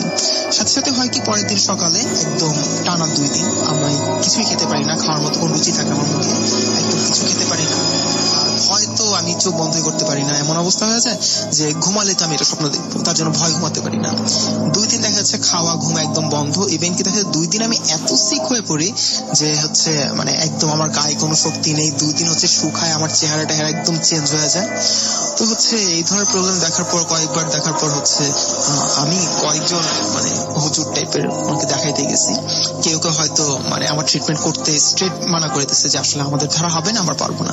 আবার কিছু মানুষের কাছে গেছে, ওনার এভাবে বলছে, মানে ডিরেক্টলি বলতে পারেনি, রিলেটিভ টাইপ যারা, ওনার মানে ডিরেক্ট বলেনি, ডিরেক্ট না করেনি, আচ্ছা বাবা হ্যাঁ ঠিক আছে দেখবো, বাবা তুমি আজকে না কালকে আসো, নেক্সট উইক মানে ডিরেক্টলি তো কিছু বলতে পারে না, ইনডিরেক্টলি অ্যাভয়েড করছে। তারপর হচ্ছে 1 বার 2 বার 3 বার কতবার দেখা যাচ্ছে আমার ফ্যামিলিও বলতেছে ঠিক আছে, সে হয়তো আজকে বিজি আছে, কালকে যাও না, পরশু যাও না, তো ব্যাপারটা আমি বুঝতেছি যে তার হচ্ছে ইনডিরেক্টলি আমার অ্যাভয়েড করতেছে। তো তারপর হচ্ছে নিজের থেকে আস্তে আস্তে ইগনোর করা। তো মূলত হচ্ছে যে এই যে আমার যে এই ধরনের প্রবলেমটা, রাতের স্বপ্ন দেখে, এটা হচ্ছে আমার সবচেয়ে মানে বেশি প্রবলেম হতো, যে রাতের ঘুম একদম নাই। তো এখনো হচ্ছে আমার এই যে মানে কিছু কাজ হবে বলে হয় না, এটা এখনো হচ্ছে, কিন্তু ওই যে রাতের যে ঘুমের যে ব্যাপারটা, সেটা হচ্ছে আমার বাবা তেজগাঁর হচ্ছে রহিম মেটাল মসজিদ, সেই মসজিদের হুজুর যে ওনাকে নিয়ে গেছিল আমার বাসায়, যাওয়ার পর বলতেছে যে ভাই আপনার তো ভাতিজার এই প্রবলেম, আপনি কিছু কি করবেন করেন। তো ওই যে আঙ্কেল ছিল, উনি হচ্ছে আমাকে 2 টাকা বেচ দিয়েছে, বলছে যে একটা হচ্ছে তোমার হাতে রাখবা, ডান হাতে পরে থাকবা, আর একটা হচ্ছে তোমার বালিশের মধ্যে, যে বালিশে বাসায় তুমি ঘুমাও রেগুলার সে বালিশের মধ্যে রেখে দিবা, আচ্ছা। ওই বালিশের মাথায় তুমি সবসময় ঘুমাবা, তো ওই বালিশ ছাড়া তুমি ঘুমাবা। আর এই তাবিজ তোমার সাথে রাখো আর এই বালিশের সাথে ঘুমাও, তাহলে ইনশাআল্লাহ কোনো প্রবলেম হবে না। আর তোমাদের বাসায় একটু প্রবলেম আছে টুকটাক, ওইটা আমি দেখতেছি। তো এই বলে যে সে চলে গেল। আল্লাহর রহমতে এরপর থেকে হচ্ছে আমার যে রাতের যে প্রবলেমটা, যে শরীরে ঝাঁকুনি কাঁপুনি ওঠা অথবা রাতে যে রেগুলার যে স্বপ্ন দেখি, এইগুলো আল্লাহর রহমতে এই পর্যন্ত আমার আর হয় না। Okay. এখন আল্লাহর রহমতে সে আগের থেকে ভালো আছি। তো ব্যাপারটা হচ্ছে এখন আমার সাথে যেটা হয় সেটা হচ্ছে যে এই যে মানে খুব ভালো ভালো কিছু অপরচুনিটি আমার আসে, এসে হবে হবে হবে বলে কাজটা হয় না। হ্যাঁ, এটা আমি এখন পর্যন্ত এটা ফেস করতেছি। Thank you very much. অনেক সুন্দর একটা ঘটনা, অনেক থ্যাঙ্কস আপনাকে। হ্যালো, নমস্কার, আমি কলকাতা থেকে বলছি। তো আমি এই যে গল্পটা আমি শেয়ার করতে চলেছি সেটা আমার একটা বন্ধুর কাছ থেকে শোনা। আমি এখানে একটা সফটওয়্যার ইঞ্জিনিয়ারিং ফার্মে জব করি, তো সেই সূত্রেই সেই বন্ধুর সঙ্গে আমার আলাপ হয়েছিল এবং তার থেকে এই ঘটনাটি আমি শুনেছি। তো এই ঘটনাটি হচ্ছে যে মানে যখন আমি শুনেছি তার থেকে মোটামুটি 9-10 বছর আগের ঘটনা, যখন সেই ছেলেটি ক্লাস 11-এ ছিল এবং ও তার মানে বাড়িতে বাবা মার সঙ্গে যেখানে থাকতো আর কি, সেখানকার একটা ঘটনা। তো সেই ছেলেটি থাকতো ব্যারাকপুরে। ব্যারাকপুর হচ্ছে কলকাতার আউটস্কার্টে একটা টাউন বলতে পারেন। ওখানে রেলের আবাসনে, রেল কোয়ার্টার, ওখানে সেই ছেলেটি থাকতো, বাবা রেলে জব করতো। তো এই আবাসনটা যেটা ছিল তার থেকে খানিকটা সামনে গেলেই পরে Barrackpore trunk road, that is highway. তো এই কোয়ার্টারের মোটামুটি সিকিউরিটি ব্যবস্থা এমনই ছিল যে মানে বাইরে থেকে যে কেউ ভেতরে ঢুকতে পারতো না। তার জন্য মানে ওখান থেকে মানে সিকিউরিটির কাছে অ্যাপ্লিকেশন দিয়ে বেরোতে কেউ এসে যদি এসকর্ট করে নিয়ে যায় তাহলেই ঢুকতে পারতো। এরকম টাইপের একটা সিকিউরিটি সিস্টেম ওখানে মানে ছিল বা আছে এখনো। তো সেখানে সে রেলের কোয়ার্টারে আবাসিক মোটামুটি ফ্যামিলি বলতে গেলে 50-60 এরকম মানে এতগুলো ফ্যামিলি থাকে আর কি, অনেকগুলো ব্লক, অনেকগুলো বিল্ডিং কোয়ার্টার এরকম। তো সেখানে তাদের সঙ্গে আরেকটা মানে আরো দুজন থাকতেন। তারা হচ্ছে একজন মহিলা, উনি বাড়ি বাড়ি কাজ করে বেড়াতেন। মোটামুটি ওখানে 4-5টা বাড়িতে উনি মানে রান্নার কাজ, উনি ঘরের মানে ঝাড়পোছের কাজ, ওই ধরনের কাজকর্ম উনি করতেন। তো উনি বহুদিন ধরে আছেন ওখানে। আর উনি হয়তো স্বামী পরিত্যক্তা বা মানে ওনার স্বামী মারা গেছে সেই বিষয়ে মানে ওই ছেলেটি কিছু জানতো না, অনেকদিন ধরে আছে, ওদের অভ্যাস হয়ে গেছে ওদের দেখে। তো সেই মহিলার একটি মেয়ে ছিল, সেই মেয়েটির 13-14 বছর বয়স সেই সময় যখনকার ঘটনা বলা হচ্ছে। সেই মেয়েটির মানসিক ভারসাম্য খুব একটা স্থিতিশীল ছিল না। তো এই মেয়েটিও এমনি এর কাজ একটু 5-4 মাস কাটাবে এরকম ধরনের কাজকর্ম করতো এবং এই মেয়েটিকে এবং ওর মাকেও মানে আবাসনের থেকে ফ্যামিলি থেকে মানে ওরা রেগুলার খাওয়া দাওয়ার ওরকম প্রোভাইড করতো। আমি পার্টিকুলারলি মেয়েটি যে কোনো ঘর থেকে খাওয়ার চাইলে বা কিছু হলে, কোনো ঘরে খাওয়ার এক্সট্রা হয়ে গেলো তাহলে মেয়েটিকে দিয়ে আসতো, বা কোনো ঘরে অনুষ্ঠান বা কোনো কিছু হলে মানে ওর মানে খাওয়া দাওয়ার কোনো অসুবিধা সেরকম ভাবে ছিল না। সবাই ওকে মানে যেহেতু ওর একটুখানি মানে মানসিক সমস্যা আছে, তো সেক্ষেত্রে সবাই ওকে মানে সহানুভূতির চোখে দেখতো মেয়েটিকে। আর ওদের থাকার জন্য বা কোনো কিছু থাকার জন্য আলাদা করে একটা ছোট ঘর করে ওদের ব্যবস্থা করে দেওয়া হয়েছিল। সিঁড়ির নিচে একটা মোটামুটি একটা ঘর করে যেখানে ওরা দুজনে থাকতো। আর মেয়েটা অন্য বাড়িতেও থাকতো আর কি, অন্য ফ্যামিলির সঙ্গে কোনো সময় একটা কিছু একটা কাজকর্ম করলো, রাতের বেলাকে খাইয়ে শুতে দিল একটা জায়গায়, সেরকম একটা ব্যাপার। ওরকম একটা ওদের মধ্যে একটা র্যাপো ছিল আর কি, মানে আবাসীদের সঙ্গে আর এই মহিলা আর তার মেয়ের সঙ্গে। তো আরেকখানা ক্যারেক্টারের কথা বলে রাখি, যে এই গল্পের মানে একটা গুরুত্বপূর্ণ ক্যারেক্টার। তো সে হচ্ছে ওখানে একজন ভদ্রলোক, মানে সে হচ্ছে আমার যে বন্ধু যে আমাকে গল্পটা শেয়ার করেছে তার কলিগ, তার বাবার কলিগ আর কি। তো সেই ভদ্রলোক উনি মানে যে কোনো সময় মানে কারোর কোনো প্রবলেম হলো রাত্রে বিরেতে, মানে কারোর হঠাৎ শরীর খারাপ হলো কোনো বয়স্ক লোকের সেখানে, তো তাকে হসপিটালে নিয়ে যেতে হবে, নার্সিং হোমে নিয়ে যেতে হবে, বা এক্ষেত্রে বা ইভেন মানে কেউ মারা গেল আর কি, এরকম ঘটনা ঘটেছে যে রাত 2টোর সময় কেউ মানে কেউ একজন মারা গেছে, তার বডি ওখান থেকে হসপিটাল থেকে নিয়ে এসে সকাল পর্যন্ত রাখা, দেখে তারপর তাকে ক্রিমেশনের জন্য নিয়ে যাওয়া, এই ধরনের কাজ সেই লোকটা মানে মানে মানে উনি বেশ মানে সাহসী টাইপের ছিলেন। উনি সেই সব কাজগুলো নিজে মোটামুটি একা হাতে সামলাতে, তার সঙ্গে কয়েকজন সহযোগী নিয়ে উনি এই ধরনের মানে ওনার একটা পরিচিতি ছিল সেই আবাসিকের মধ্যে, আবাসনের মধ্যে, যে মানে যে কোনো সমস্যায় বা যে কোনো মানে কি কোনো প্রবলেম পড়লে উনি মানে একদম প্রথমে আসবেন। তো এবার আমি ঘটনাটা শুরু করেছি। একদিন যখন আমি যেরকম বললাম আর কি, যে তখন আমার বন্ধুর বয়স নয়, বন্ধু মানে ক্লাস 11-এর পরে, মানে সেই সময় কত বয়স হয়, তো 17-18 বছর এরকম বয়স। তো সেই সময় একদিন হঠাৎ সকাল থেকে মেয়েটিকে, ওই যে মেয়েটি যার কথা বলেছিলাম মানসিক ভারসাম্যের একটা সমস্যা আছে, সেই মেয়েটিকে খুঁজে পাওয়া যাচ্ছে না। তো মানে সেটা সেদিন সকালবেলা অ্যাকচুয়ালি সবাই বুঝতে পারেনি, কারণ যে মেয়েটি যেহেতু মানে অনেক বাড়ি থেকে খাওয়া দাওয়া করে বা কিছু করে, তো কিছুক্ষণের জন্য মেয়েটি ছিল না, সেটা নিয়ে বেশি কেউ সেরকম মানে চিন্তিত মানে সেটা নিয়ে খুব বেশি মানে মাথামাতি হয়নি আর কি। কিন্তু রাত্রেও যখন পাওয়া গেল না, দিয়ে তারপরে মানে লোকজন যখন কথাবার্তা বলে বুঝতে পারলো যে মেয়েটি দুপুরবেলা কারোর বাড়িতেই খায়নি বা মেয়েটাকে কেউ দেখতে পায়নি দুপুর থেকে, তখন একটা মানে মেয়েটাকে নিয়ে একটা খোঁজ খবর শুরু হলো যে মেয়েটি মানে কোথায় গেল বা কি হলো। মেয়েটিকে জেনারেলি মেয়েটি যেহেতু একটু মানুষের সমস্যা ছিল, সেই জন্য ওকে বাইরে সিকিউরিটি গার্ডরা মেয়েটি যদি বাইরে বেরোতে যেত সিকিউরিটি গার্ডরা বেরোতে দিত না, বা দিত মানে ওর উপর নজর রাখতো যে বাইরে একটু মানে কাছাকাছি যাতে ঘুরে চলে আসে। তো সেই নিয়ে এবার মানে মানে অনেক ফ্যামিলি ওরকম মানে বেশ চিন্তিত যে মানে যেহেতু মাথার একটু প্রবলেম আছে, এবার সেই জন্য বাইরে গিয়ে কোথায় চলে গেলো কি হলো, আবার সামনে হাইওয়ে গাড়ি চলে প্রচন্ড জোরে, তো এরকম একটা সিচুয়েশন। তো সেই করে রাত্রিবেলা অনেক খোঁজ খবর করা হলো, সিকিউরিটি গার্ডদের সঙ্গে জিজ্ঞেস করা হলো কে কবে লাস্ট দেখেছে, কোথায় দেখেছে, কি হয়েছে, সেই সব নিয়ে মানে সবকিছু হয়ে আলটিমেটলি জানা গেল যে মেয়েটিকে লাস্ট দেখা গেছে আগের দিন রাত্রিবেলা, মানে তার মানে সকাল থেকে মেয়েটিকে কেউ কোথাও মানে দেখেনি। তো সেই একটা চিন্তার বিষয়। যাই হোক অনেক খোঁজ খবর করে রাত্রির মধ্যে কিছু বেরোলো না। আর মেয়েটির মাও তখন সে মানে সেও আর কি মানে মানে প্রচন্ড দুঃখিত আর কি। ওটা সে মানে বলছে যে দেখুন আমি কি করবেন এরকম একটা ব্যাপার, ওর নিজেও আর কি এদিক ওদিক দৌড়ে বেড়াচ্ছে, কিন্তু মেয়েটিকে খুঁজে পাওয়া যায় না। পরের দিনও প্রায় সারাদিন চলে গেল, খোঁজ খবর করে মেয়েটিকে খুঁজে পাওয়া গেল না। এবার এই অবস্থায় মানে আবাসনের মোটামুটি ফ্যামিলি গুলো তারা বেশ মানে দুঃখিত আর কি, কারণ মানে একটি মানে অসহায় মেয়ে বা সে বাইরে গিয়ে কোথায় গেল কি হলো আর তাকে একদিন পাওয়া যাচ্ছে না। তো সেই নিয়ে সবাই বেশ মানে চিন্তিত এবং দুঃখিত। তো এরকম একটা অবস্থায় ব্যাপারটা চলছে। তো সেই দিন রাত্রির বেলা আমি যে ভদ্রলোকের কথা বলেছিলাম, যিনি মানে সবারই মানে কোনো কারোর কোনো প্রবলেম হলে উনি অত্যন্ত তৎপরে মানে এগিয়ে যান, তো উনি রাত 8টার সময় অফিসের কাজ সেরে তারপর উনি কিছুক্ষণ ক্লাবে বসতেন। তো সেই ক্লাব সেরে উনি ঘরে ফিরছেন আর কি। উনি জেনারেলি সাইকেলে ট্রাভেল করতেন। তো উনি সাইকেল করে মানে ফিরছেন, গেট থেকে ঢুকেছেন মানে আবাসনের মধ্যে মানে কমপ্লেক্সের মধ্যে ঢুকে উনি সাইকেলে করে যাচ্ছেন। সেই সময় উনি সামনে ওখানে আবাসনের একটা মানে পাঁচিল ছিল, বাইরের যে পাঁচিল ছিল, বাইরের পাঁচিল ওর ভেতরের দিকে আবাসনের ভেতরে ওখানে রেলের বড় বড় পাইপ রাখা থাকতো। মানে একটা পাইপের ডায়ামিটার 4.5 থেকে 5 ফুট এরকম টাইপের বড় বড় পাইপ রাখা থাকতো। পাইপের উপরে ছেলেপেলেরা বসে আড্ডা মারতো সন্ধ্যাবেলায় বা বিকেলবেলায়, অন্য লোকজন এসে বসতো, এরকম টাইপের একটা ব্যাপার। তো ওখানে উনি সামনে দেখছেন যে উনি যখন সাইকেল চালাচ্ছেন উনি খানিকটা সামনে দেখছেন যে একটা মেয়ে ওরকম একটা পাইপের ওপর বসে ফুপিয়ে কাঁদছে। তো সেটা দেখে উনি মেয়েটার সামনে গিয়ে দাঁড়ালেন, মানে সাইকেলটা নিয়ে মানে সাইকেলের উপর বসিয়ে আর কি দাঁড়ালেন। দাঁড়িয়ে উনি বুঝতে পারলেন যে এটি হচ্ছে সেই মেয়েটি। তো ওনার মানে উনি সঙ্গে সঙ্গে জিজ্ঞেস করলেন যে কিরে খুবই তুই কাঁদছিস কেন, এরকম একটা কিছু জিজ্ঞেস করেছে। তো মেয়েটা তখনও আর কি মেয়েটা ওই মানে পাইপের উপর বসে মানে পা দুটো জড়ো করে পায়ের উপর হাত রেখে হাতের উপর মাথা রেখে আছে, আর তার চুলগুলো মুখের উপর পুরো পড়ে আছে, তার মুখটা দেখা যাচ্ছে না। এই অবস্থায় মেয়েটা ফুপিয়ে কেঁদে যাচ্ছে। তো উনি আরো 2-3 বার জিজ্ঞেস করলেন কিরে খুবই কি হয়েছে, তুই 2 দিন ধরে কোথায় ছিলিস, কোথায় গিয়েছিলিস, কি হয়েছে, তুই খাসনি 2 দিন ধরে, এখানে সবাই বলছে তুই খাসনি বা এরকম একটা অবস্থা।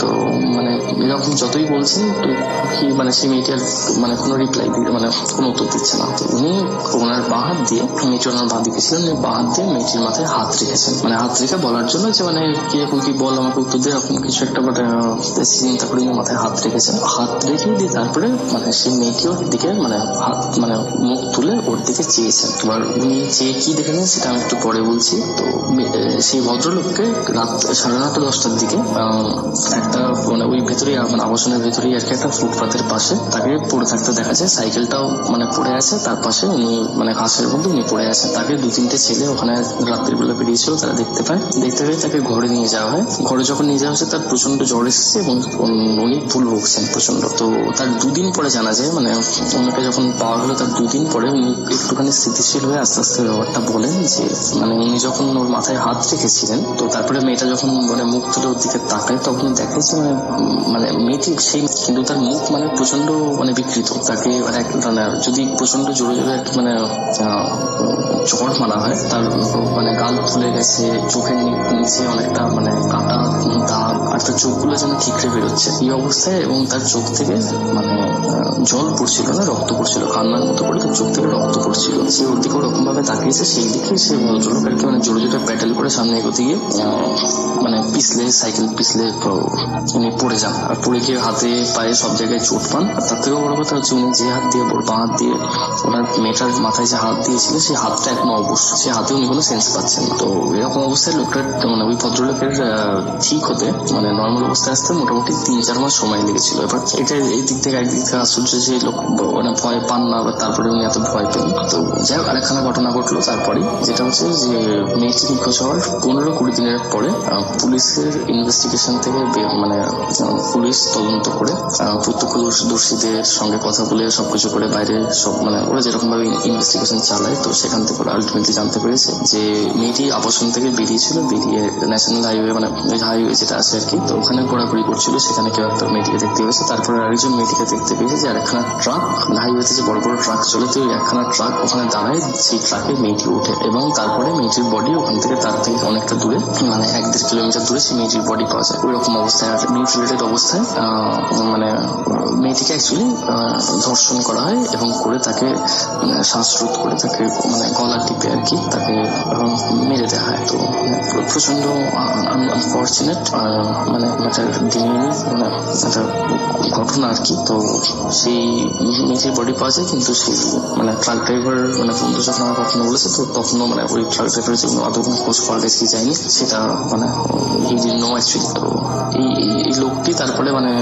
ও সবসময় ওখানটা মানে প্রচন্ড ফোবিয়ায় থাকে ভদ্রলোক, যে আর কি মেয়েটিকে ওরকম ভাবে দেখেছেন, মাথায় হাত দিয়েছে, আর তার হাত অনেকদিন অবস্থ ছিল মানে উনি হাতের সেন্সেশন পেয়েছিলেন অনেকদিন পরে। আর উনি মানে প্রচন্ড ভুল বকতেন, মাঝে মধ্যে চট আসতো, তো করে করে আস্তে আস্তে কয়েক মাস সময় লেগেছে তার মানে সে ভদ্রলোকের ঠিক হতে। আর এর মধ্যেও কয়েকজন মানে ওই আবাসনেরই অনেকজন সেই মেয়েটিকে ওরকম ভাবে পাইপের উপর ওরকম বসে থেকে কাঁদতে দেখেছে, কিন্তু তারা কেউই সাহস করে আর কি এগিয়ে গিয়ে বা ওরকম সামনে গিয়ে কিছু দেখতে যায়নি, কারণ এই খবরটাও মানে এমনি বাইরে আর কি প্রচার হয়ে গিয়েছিল, তো সেই জন্য সবাই জানতো এরকম একটা ব্যাপার, তো কেউই যায়নি। তো তারপর থেকে হয়তো আর দেখাও যায়নি মেয়েটি। আমার একটা বন্ধু শেয়ার করেছিল, যে ইমোশনে বলেছিল দেখে মনে হয়েছিল যে definitely it is a true event. আপনাদের ভালো লাগলে প্লিজ শেয়ার করবেন, থ্যাংক ইউ। এবং এই মুহূর্তে আমাদের সঙ্গে আমাদের প্রথম যে অতিথি আছেন তিনি আছেন, এবং তার কাছে আমরা আরো একটা ঘটনা শুনবো। আপনার নামটা প্লিজ আরো একবার সবাইকে বলবেন, তারপর আপনার ঘটনাটা শুরু করবো আমরা। এক সেকেন্ড, আরেকবার। থ্যাংক ইউ রাসিম ভাই, আমি ইকবাল হাসান সোহাগ বলছিলাম। আমার যে সেকেন্ড ঘটনাটা সেটা হচ্ছে যে 2010 সালের এটা একটা ঘটনা। আমি কোনো একটা কাজে নাটোরের নাজিরপুর নামের একটা গ্রামে যাই, সেখানে হচ্ছে যে সে কাজটা সারি আমি। তো নাটোর থেকে নাজিরপুর যাওয়ার সময় একটা বিল পড়ে। নাটোর থেকে নাজিরপুর যাওয়ার যে ডিস্টেন্স অলমোস্ট 45 কিলোমিটার। তো এর মাঝখানে একটা যে বিল আছে, এই বিলটার নাম হচ্ছে চাকুল বিল। এই চাকুল বিলের ঠিক মাঝামাঝি যে রাস্তাটা, এই রাস্তাটা ঠিক মাঝামাঝি পজিশনে হচ্ছে যে একটা আছে, ছোট্ট যে কালভার্ট ব্রিজ যেটাকে বলে, সেতু, অল্প ছোট করে যে সেতুগুলা থাকে, এই সেতু একটা আছে। ঘটনাটা হচ্ছে আমি যখন নাটোর নাজিরপুর থেকে ফিরে আসছিলাম কাজ শেষে, তখন অলমোস্ট রাত্রি হয়ে গেছিল, চাঁদনি রাত ছিল, চাঁদের আলো ছিল, আর দূর পর্যন্ত অনেক দূর পর্যন্ত দেখা যাচ্ছিল ফাঁকা ছিল। বিল সম্ভবত ফাঁকাই হয়, একেবারে অনেক ফাঁকা, আর মাঝখান দিয়ে রাস্তা, চাঁদনি রাতে দেখা যাচ্ছিল। তো আমি গ্রামের পথে যে গাড়িগুলো চলে, আই মিন যেটা ওই যে কি ভুটভুটি বলে যেটাকে, বা হচ্ছে নসিমন যেটাকে বলে, তো এগুলোতে করে আসছিলাম। তো আমার পাশে একজন বৃদ্ধ লোক বসেছিলেন, আমি ওনার সাথে গল্প করছি, অনেকটা রাস্তা অনেকটা পথ, এই জন্য ওনার সাথে গল্প করছিলাম। গল্প করতে করতে উনি আমাকে এই রাস্তাটার একটা সত্য ঘটনাটা আমাকে বলেন। এই ঘটনাটা ঘটে এই নাজিরপুর গ্রামেরই। বিষয়টা হচ্ছে যে সেই যে ব্রিজ, এই ব্রিজটা, আরো একটা কথা বলে রাখুন ভালো, যেটা হচ্ছে যে এই ব্রিজের দক্ষিণ পাশে প্রায় 100 গজ দূরে একটা বটের গাছ আছে, এটা এখনো আছে। তো ঘটনা সেটা হচ্ছে কি যে অনেক বছর আগে একজন ভাই তার নিজের বোনকে জমি জমার জের ধরে হচ্ছে জবাই করে এই ব্রিজের নিচে ফেলে যায়। আচ্ছা, এই ব্রিজের নিচে যখন ফেলে যায়, পরের দিন হচ্ছে কি যে পুলিশ যখন আসার পরে এই লাশগুলোকে নিয়ে যাওয়ার জন্য একজন ভ্যানওয়ালাকে তারা হায়ার করে, আর এই ভ্যানওয়ালাটা ছিল হচ্ছে যে এই নাজিরপুর গ্রামের। আচ্ছা, উনি অ্যাজ ইউজুয়াল উনি লাশটাকে সুন্দর করে হচ্ছে পাটি দিয়ে পেঁচিয়ে উনি ভ্যানের উপরে তুলে নেয়। তোলার পরে তিনি অ্যাজ ইউজুয়াল চলে যান। থানায় চলে যাওয়ার পরে লাশ দেওয়ার পরে তিনি চলে আসেন, তিনি কাজ করছেন, কোনো সমস্যা হচ্ছে না। একদিন রাত্রে শুধুমাত্র ঘটনাটা ঘটে তার সাথে ঘটনাটা ঘটে, প্রথম শুরু হয় তার সাথেই। একদিন রাত্রে, অনেক রাত্রে তিনি কাজ শেষ করে বাড়ি ফিরছিলেন। বাড়ি ফেরার পথে তিনি ওই যে বটগাছতলায় যখন সে আসে, তখন কোন একটা ছোট বাচ্চা মেয়ে কান্না শুনতে পায়। সো এজ ইউজুয়াল এত রাত্রে কি যে কোনো একটা মেয়ে যদি কান্না করে, একজন লোক স্বাভাবিকভাবে প্রশ্ন করতেই পারে কে ওখানে। তিনিও সেভাবেই করেছিলেন, কে ওখানে, কাঁদছো কিসের জন্য, কোথায় যাবা, এইভাবে অনেক ধরনের প্রশ্ন করে। ওখান থেকে শুধুমাত্র একটাই আওয়াজ আসে, আমি নাজিরপুরে যাব। তখন সেই ভ্যানওয়ালা লোকটি তখন বলে যে আচ্ছা ঠিক আছে, তুমি আমার সাথে চলো। এই বলে লোকটি ভ্যান থেকে নেমে সুন্দরভাবে হাতটা বাড়িয়ে দেয় যে তুমি আমার সাথে আসো। আশ্চর্য বিষয় এই জায়গায় যেটা হচ্ছে যে উনি কি করে, ভ্যানওয়ালা ওই মেয়েটির হাত ধরবে কিনা, ওই মেয়েটি ভ্যানওয়ালার হাতটা ধরে নেয়। ধরার পরে খুব জোরে চাপ দিয়ে ধরে এবং টান দেয়। তখন ভ্যানওয়ালা বুঝে কি, ভ্যানওয়ালা ভাবে যে এটা আসলে অন্য কিছু, এটা ছোট বাচ্চা না। তিনি খুব দ্রুত হাতটা ছেড়ে তিনি যে ভ্যান নিয়ে ওখান থেকে তাড়াতাড়ি সরে যাওয়ার চেষ্টা করেন। আমি আগেই বলেছি যে বটগাছ থেকে ব্রিজটি 100 গজ দূরে। তো যত দ্রুত যাওয়ার চেষ্টা করে, ব্রিজ পার হওয়ার চেষ্টা করে, সে কিন্তু পারে না, তত দ্রুত ব্রিজ পার হতে পারে না, ব্রিজের কাছে যেতে পারছে না। তার মানে কি, তাকে পিছন থেকে বা তার গাড়িটি অনেক ভারী হয়ে গেছে, সে এরকম ফিল করছে। অলমোস্ট যখন সে ব্রিজের কাছে পৌঁছে যায়, আর সে তো মনে মনে দোয়া দুরূদ পড়ছে, আল্লাহর নাম করছে, দোয়া দুরূদ করছে, কি বিপদে পড়েছে। সে যখন ব্রিজের কাছে পৌঁছে যায়, তখন সে যে জিনিসটা দেখে সেটা সবচেয়ে আশ্চর্যজনক জিনিস ছিল, যেটা যে সে ব্রিজের পরে দেখছে যে পুরো ব্রিজটা রক্তে ভেজা, এবং সেই মেয়েটাকে জবাই করা হয়েছিল, সেই মেয়েটা একেবারে সেই মেয়েটার কাটা মাথাটা ব্রিজের মাঝখানে, আর যে তার শরীরটা ছিল, মাথা ছাড়া যে শরীরটা, এই শরীরটা ব্রিজের দুপাশে যে রেলিংটা থাকে, এই দুই রেলিং এর উপরে পা দিয়ে দাঁড়িয়ে আছে। আচ্ছা, সে এই জিনিসটা দেখার জন্য সে একেবারে প্রস্তুত ছিল না। তারপরে সে খুব করে দোয়া দুরূদ পড়তে থাকে, পড়তে আস্তে আস্তে এগিয়ে যেতে এতটাই শক্তি দিয়ে সে করছে। তখন সে বলিষ্ঠ একজন মানুষ, তারপরে এতটা শক্তি দিয়ে সে ভ্যানটাকে টেনে নিয়ে যাচ্ছে। যাওয়ার পরে আস্তে আস্তে যখন সে ব্রিজটা পার হয়ে যায়, ব্রিজ পার হওয়ার পরে সে তখন ভ্যানের উপর উঠে চালানোর চেষ্টা করে, খুব শক্তি দিয়ে সে চালানোর চেষ্টা করে, কিন্তু সে শক্তি দিয়ে চালানোর চেষ্টা করেও সে পারছে না। মনে হচ্ছে সে এমন ভাবে যে তার ভ্যানের উপরে অনেক মালামাল আছে, যেন তার ভ্যান অনেক ভারী হয়ে গেছে। সে এই যে ব্রিজ থেকে সে কোনোভাবে ব্রিজটা পার করে যত ডিস্টেন্সটা বাড়ছে, তার একটু করে গতিটা আসছে। দেন যখন একটু ডিস্টেন্সটা বেশি হয়ে গেল, তখন দেখছে কি যে তার ওই ভ্যানের উপরে ওই মেয়েটা বসে আছে, ওই কাটা মাথাটা হাতে নিয়ে, আর বলছে যে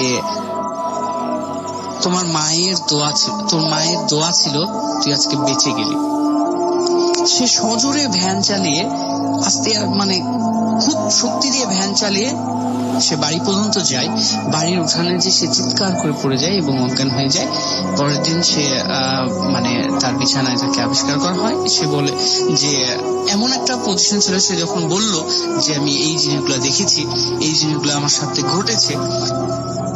তো সবচেয়ে বড় বিষয় যে উনি এরপর থেকে ভ্যান চালানো ছেড়ে দিয়েছিল, আর অনেকটা দিন তিনি বিছানাগত ভাবে অসুস্থ ছিলেন। অসুস্থ থাকার পরে তিনি ভ্যান চালানো যখন ছেড়ে দেন, তিনি পরে স্বাভাবিক মৃত্যুবরণ করেন। কিন্তু ওই যে ঘটনাটা এখনো নাকি অনেক রাত্রে কেউ যদি ব্রিজ দিয়ে যায়, তো এখনো কিছু ঘটনা ঘটে। এটাই ছিল। Thank you very much. আপনার ঘটনার জন্য আপনাকে অনেক ধন্যবাদ। Hello listeners, I am Sabbir from Nakhalpara. ভাই আমার স্টোরিটা উত্তরখানের, এক্সাক্ট প্লেসটা বললাম না ভাই। স্টোরিটা আমার নিজের না, আমার শোনা, আমার কাজিন হাসানের ফ্রেন্ড তান্নার থেকে শোনা স্টোরি। স্টোরিটা একটা হাসপাতাল নিয়ে। 1987-এ রোজ নামের একজন ইংল্যান্ডের নাগরিক বাংলাদেশে আসে তার 3 বছরের সন্তান রবার্টকে নিয়ে। আচ্ছা, এখানে তাদের দেখাশোনা করার মতন কেউ ছিল না, তাই রোজ এখানে জসিম নামের একজন ভদ্রলোককে, উত্তরখানের স্থানীয় একজন ভদ্রলোককে বিয়ে করেন। তারা কেন এসেছিলেন? তার হাজবেন্ড মারা গিয়েছিল, তো তাদের আসার কারণে একটাই হতে পারে, তাদের আর কেউ ছিল না ইংল্যান্ডে। আচ্ছা, তাই তারা বাংলাদেশে এসে পড়েছিলেন। তো জসিম নামে একজন লোককে বিয়ে করেন। 2-3 বছর পরে তাদের একজন সন্তান হয়, ছেলে সন্তান। 2-3 বছর পর থেকেই জসিম রবার্টকে অপছন্দ করা শুরু করেন। 2-3 বছর যায় আরো রবার্ট। হ্যাঁ বলেন, আপনি বলেন। 2-3 বছর যায়, রবার্টের বয়স যখন 7-8 বছর, তখন রোজ তার ছোট ছেলেকে নিয়ে একটু বাইরে যায়।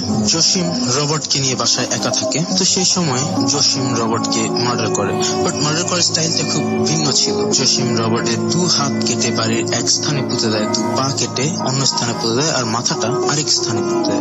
3 স্থানে। বাট বাকি বডি কি হয়েছে কেউ জানে না। তারপরে পরে রোজ আসেন। আসার পর তিনি রবার্টকে খোঁজাখুঁজি করে, বাট রবার্টকে খুঁজে পায় না। না পাওয়ার কারণে তারা ভাবে যে রবার্ট হারিয়ে গিয়েছে বা কোন জায়গায় চলে গিয়েছে। এভাবেই আরো 2-3 বছর যায়। হঠাৎ জসিমকে দেখা যায় তিনি মেন্টালি প্রবলেম হতে থাকে তার। তিনি বিভিন্ন জায়গায় রবার্টকে দেখতে থাকেন। তিনি রবার্টকে দেখতেন এবং ভয় পেতেন, কিন্তু রবার্ট কোথা থেকে আসবে? রবার্ট তো তিনি রবার্টের মার্ডার করেছেন, বাট তাও তিনি রবার্টকে দেখ। পরে একদিন তিনিও হারিয়ে যায়, বাট যেদিন উনি হারিয়ে যায় এরপর আগের দিন রোজকে তিনি সত্যি কথাটা বলে দেন যে তার সন্তানকে তিনি মার্ডার করেন। তারপরে তো রোজ এতে খুব রাগারাগি করেন এবং রাগ করে জসিমকে বাড়ি থেকে বের করে দেয়, এবং পরের দিন থেকে জসিমের আর কোনো খোঁজ খবর পাওয়া যায় না। জসিমের আর কোনো খোঁজ খবর পাওয়া যায় না। পর রোজ তার ছোট সন্তানকে নিয়ে বসবাস করে, বাট 2-3 বছর পর তিনি চিন্তা করেন যে এখানে একটি হসপিটাল নির্মাণ করবেন, এবং যে কথা সেই কাজ, তিনি হসপিটাল নির্মাণ কাজ শুরু করেন।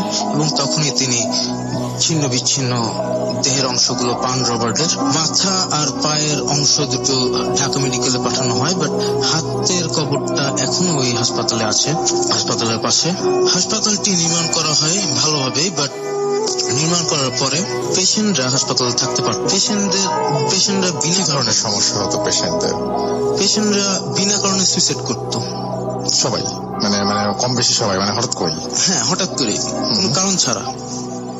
কেবিনে ছিল পেশেন্টরা, কেবিন ছিল, এখানে ওয়ার্ড ছিল না। 20-25টা কেবিন ছিল, এবং নার্স এবং ওয়ার্ড বয় খুব কম ছিল। হাসপাতাল খুব বড় ছিল, বাট ওই অনুযায়ী নার্স বা ওয়ার্ড বয় খুব একটা ছিল না। তাই তারা ওইভাবে কেয়ারও নিত না রোগীদের, এবং রোগীরা সুইসাইড করত। এবং সুইসাইড করার ধরনটা ছিল এরকম যে তারা বেডের চাদর দিয়ে ফ্যানের সাথে ফাঁসি দিত, বা ছুরি দিয়ে হাতের রক কেটে সুইসাইড করত। তো এরকম যায় 4-5 জন পেশেন্ট এরকম সুইসাইড হয়। তো তারা কয়েকটা রুম বাদে হসপিটাল চালাতে থাকে, বাট এরপরও দেখে যে না, এটা থামতেছে না, পেশেন্টরা সুইসাইড করতেছে। তো এই কারণে হসপিটালটা বন্ধ করে দেয়, বাট গেটটা খোলাই থাকে যে আশেপাশে মানুষ, পুকুর আছে হাসপাতালের আশেপাশে, আবার 4-5টা পুকুর পাশে, হাসপাতালের বাউন্ডারির ভিতরে 5টা পুকুর, হাসপাতালের পিছনে ডান দিকে 3টা এবং বাঁ দিকে 2টা পুকুর। তো এই 5টা পুকুর আছে। তো এই পুকুরেও নাকি মানুষ সুইসাইড করতে দেখা গেছে। মানুষ দেখতো যে কেউ একজন গিয়ে লাফ দিয়ে সুইসাইড করেছে, কিন্তু যে সুইসাইড করেছে, আমি বুঝতে পেরেছি আপনার ঘটনাটা। থ্যাংক ইউ ভেরি মাচ, আপনার ঘটনা আমি বুঝতে পেরেছি। এবং আপনি বলতে চাচ্ছেন যে এই সবকিছুই আপনার হতো সেই ঘটনাটার পর থেকে, এবং ওই ছেলেটাকে বা ওকে হচ্ছে এরকম ভাবে হত্যা করার পর থেকে। এই ঘটনাটা উত্তরখান? জি, উত্তর। আচ্ছা, থ্যাংক ইউ ভেরি মাচ। আমি মোহাম্মদ রায়হান তালুকদার, আমি আসছি ঢাকা পলিটেকনিক লেখাপড়া করি, আমি আছি তেজগাঁও থেকে। আমি যাকে কাইন্ডলি ধন্যবাদ জানাতে চাই আমার ফারুক ভাই, মেহেদি ভাই, এদের আমরা ঘটনায় যাবো সরাসরি প্লিজ। ঘটনায় চলে যাচ্ছি। তখন আমি ঘটনাটা 1 বছর আগে, তখন আমি 3য় পর্বে পড়ি, আমার সেমিস্টার ফাইনাল পরীক্ষা শেষ। তো সবাই বাসায় চলে যাচ্ছে, তো অনেকদিন ধরে বাসায় যাই না, তো বাসায় যাওয়া একটা মানে খুব একটা তো আমার বাসা সে বাসা টাঙ্গাইল, তো আমি বাসেও যেতে পারি এবং ট্রেনেও যেতে পারি। তো আমি প্রত্যেকবার বাসে যাই, তো এবার ট্রেনে যাওয়ার ইচ্ছা জাগলো। আমি আমার তেজগাঁও থেকে আমি এয়ারপোর্ট চলে যাই, এয়ারপোর্ট ট্রেন স্টেশনে চলে যাই। আমি তিনটার দিকে ট্রেনের টিকিট কাটি, টিকিট কেটে প্ল্যাটফর্মে অবস্থান করি। আমি 3:15 আমি ট্রেনে উঠি। ট্রেনে আমার এই জার্নিটা খুব ভালোই ছিল। আমি যমুনা সেতু পূর্ব যে নামার পরে সে জায়গায় আমি 5:30টার দিকে নামার পরে আমার ওই জায়গা থেকে আবার আরেকটা ট্রেনে উঠতে হয়। সেই ট্রেন ছিল লোকাল ট্রেন, সেই ট্রেনের কোনো মানে টিকিট কাটতে হয় না। তাই তো অপেক্ষা করতে থাকলাম। ঠিক 5:50 যখন বাজে, তখন ট্রেন এসে প্ল্যাটফর্মে অবস্থান মানে আসলো। তারপরে আমি মানে ট্রেনটা লোকাল ট্রেন ছিল, তো মানে সবসময় আর কি মানে কোলাহলপূর্ণ ছিল, মানে ভিড় থাকতো সবসময়। তাড়াতাড়ি আমি উঠে একটা সিট নিয়ে দেখি আজকে খুব অবাক করা একটা বিষয় যে মানে কোনো লোকজন নাই, কেউ, আমি একা। তো মানে খুব ভালো লাগলো প্রথমে, ওইরকম কোনো মানে কিছু মানে ভাবার একটা বিষয় না, যে খুব ভালো লাগলো। তারপর আমি বসে আসছি। ট্রেনটা ঠিক ছাড়লো 10 মিনিট বাদে, 6টার দিকে ট্রেন স্টার্ট দিয়ে চলতে শুরু করলো। তো কিছুক্ষণ মানে আমি গেছিলাম, তো তাই মানে একাধিত্ব কাটানোর জন্য আমি কানে হেডফোন দিয়ে মানে খুব জোরে ভলিউম দিয়ে গান শুনতেছিলাম। হঠাৎ করে একজন লোকের মানে একটা ডাকে আমার মানে এইটা ফিরে আসলো। তারপরে আমাকে বললো, হে বর্ষ, তুমি কোথায় যাচ্ছ? আর মানে বলা ছিল যে আমি যে বগিতে ছিলাম সে বগিতে শুধুমাত্র আমি একাই ছিলাম, আর কেউ ছিল না। আমি এটা ভালোভাবে দেখে রেখেছি। তারপরে সে লোকটা ছিল লাল আল খেল্লা পরিহিত, লোকটা মিনিমাম 6 ফুটের উপরে উচ্চতা হবে। তারপরে যখন বললো যে হে বর্ষ, তুমি কোথায় যাচ্ছ, আমি তার উত্তর দিলাম। এরকম ভাষাতেই বলেছেন কথাটা, তাই তো? হ্যাঁ, এরকম ভাষাতেই বলছি। তারপরে আমি বলছি যে আমি হেমনগর যাচ্ছি। যা বলার পরে সে আমাকে বললো যে তুমি কোথা থেকে আসছো? আমি বলছি জায়গা থেকে। তাই সে বলে আমার হাতে একটা লাল সুতো আর কি বেঁধে দিল। বললো যে এটা তোমার কাছে রাখবা, কোনো মানে বিপদ আপদ কোনো কিছু হবে না। সো আমি তো সেটা বলে সে দরজার পাশে মানে ট্রেনের দরজার পাশে গেল। আমি চোখের পাতা মিলতে যতটুকু সময় লাগে অতটুকু সময়ের মধ্যে সে অদৃশ্য হয়ে গেল। মানে আমি বুঝতে পারলাম না যে সে কোথায় গেল। তো তখন থেকে আমার একটা ভয়টা কাজ করলো, কারণ আমি যখন ট্রেনে ছিলাম মানে বগিতে, তখন আমি লক্ষ্য করছি ভালোভাবে যে কেউ ছিল না।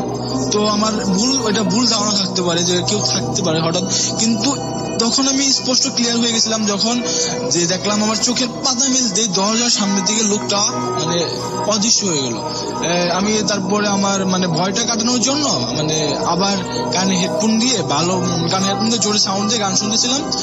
মানে খুব ঘুমে আচ্ছন্ন হয়ে গেছি। এরকম ভাবে আমি আমার ওই হেমনগর স্টেশনে আসার পরে তো ট্রেন থামে, আমি নেমে দেখি খুব অবাক করা বিষয় যেটা যে আমি একমাত্র ব্যক্তি যে ওই ট্রেন থেকে ওই স্টেশনে নেমেছে। নামার পরে আরেকটু অবাক করা কাহিনী যেটা হলো গিয়ে যে তখন বাজে 6:45 সময় ট্রেন স্টেশনে একটা দোকানপাটও খোলা নেই। তো ট্রেন থামার পরে স্বাভাবিক কিছু রিক্সা ভ্যান তারা মানে অপেক্ষা করে যে যাত্রী পায় বেশি পরিমাণ। তো একটা রিক্সা ভ্যান কিছু নাই, তারপরে একটা দোকানও খোলা নেই। তো বিষয়টা আমার কাছে খুব লাগার পরে মানে বিব্রতকর লাগার পরে আমি কি করব, এখন তো আমাকে হেঁটে যেতে হবে 5 কিলোমিটার রাস্তা। আমি তো হেঁটেই বাসায় যাই। বাসায় যাওয়ার পরে আম্মুকে বলি যে আজকে হেমনগর স্টেশনে কোনো মানে দোকানপাট বা রিক্সা কোনো কিছু পাইলাম না। তারপর বললো যে কেন, কি হয়েছে? আমি বললাম না এমনি মানে কোনো রিক্সা দেখলাম না, তো হেঁটে আসবো। তো আমি আর আম্মুকে বললাম, আম্মু বললো যে আজকে তো ট্রেন অফ ছিল। মানে এই কথাটা শোনার পরে আমি পুরো শকড হয়ে যাই। ট্রেন লাইন অফ ছিল, আমি তাহলে কেমনে এত মানে 30 কিলোমিটার রাস্তা আমি অতিক্রম করেছি, তাহলে আমি কেমনে এটা অতিক্রম করলাম? তারপরে এই জিনিসটা ঘটনাটা আম্মুকে আর বলিনি, কারণ এই জিনিসটা যদি আম্মুকে বলি তো আম্মু তো খুব মানে ভীত হয়ে যাবে বা অন্যরকম কিছু মনে করবে। সো আমি এটা কিছু না মনে করে তো আমি সেদিনকার মতো বরাবরই আমি ফ্রেশ ট্রেশ হয়ে রাতে ঘুমাতে যাই। ঘুমানোর পরে সকালে যখন আমার ঘুম ভাঙে তখন আমার মানে শরীরে প্রচুর পরিমাণ জ্বর ছিল। মানে জ্বরটা ছিল মানে ওষুধ টষুধ সবকিছু খাওয়ার পরে সে জ্বরটা কমে না। একদিন, 2 দিন, 3 দিন, মানে লাগা 5 দিন জ্বর হওয়ার পরে তো আমার আম্মু যে আমাদের মানে এলাকার একজন হুজুরের কাছ থেকে যে পানি জিনিসটা সেই জিনিসটা পুড়ে আনে, মানে হুজুরের কাছ থেকে পানি মানে কিরকম যারা পুড়ে দেয় ওরকম পুড়ে দেওয়ার পরে তারপরে আমি আর কি সেটা খাই। খাওয়ার পরে ইনশাল্লাহ মোটামুটি তারপরে আমার সাথে কোনো কিছু ঘটে নাই। কিন্তু অনেক ধন্যবাদ আপনাকে আপনার ঘটনার জন্য, থ্যাংক ইউ ভেরি মাচ। আমাদের সঙ্গে আমার কাছে একটা ইমেইলও রয়েছে, সুতরাং আমি একটু ইমেইলটা পড়তে চাই এখন। এবং থ্যাংক ইউ ভেরি মাচ আপনার ঘটনার জন্য। ইমেইলটা পাঠিয়েছেন আমাদেরই একজন লিসেনার এবং সেই ইমেইলটি তিনি যেভাবে লিখছেন সেভাবেই পড়ছি। কেমন আছেন জানতে চাইলাম না, কারণ আপনি সবসময় ভালো ধরে রাসেল ভাই। আমরা ভূত আশ্রমের নিয়মিত শ্রোতা। আমি হিমু এবং হানি আমার কাজিন বগুড়া থেকে লিখছি। আমরা আপনার সাথে আমাদের জীবনে ঘটে যাওয়া কিছু ঘটনা শেয়ার করছি, ভালো লাগলে পড়ে শোনাবেন। আমাদের পক্ষে স্টুডিওতে যে ঘটনা শেয়ার করা সম্ভব না, ভূমিকা না করে সরাসরি ঘটনায় যাই। আমাদের বাড়ি বগুড়া থেকে বাইরে। পড়াশোনার সুবাদে আমরা বগুড়ার এক মেসে থাকি। সঙ্গত কারণে জায়গার নাম এবং আমার পরিচয় বলতে পারছি না। আমি যখন প্রথমে মেসে উঠি তখন রুম দেখেই পছন্দ হয়। এত বড়, এত সুন্দর ডাবল সিটের রুম হতে পারে আমার ধারণা ছিল না। মেসে আমি এবং হানি এক রুমেই থাকি। আমাদের দিনগুলো স্বাভাবিকভাবেই চলছিল, কিন্তু আজ থেকে 2 মাস আগে কিছু অস্বাভাবিক ঘটনা ঘটতে শুরু করে। সকালে প্রাইভেট থাকায় সেই রাতে একটু তাড়াতাড়ি, আনুমানিক রাত 12টায় আমরা ঘুমিয়ে যাই। হঠাৎ করে হানির ঘুম ভেঙে যায়। সে মৃদু আলোতে দেখে যে একটি মানুষ আকৃতির অবয়ব আমার বিছানার কাছে দাঁড়িয়ে আছে।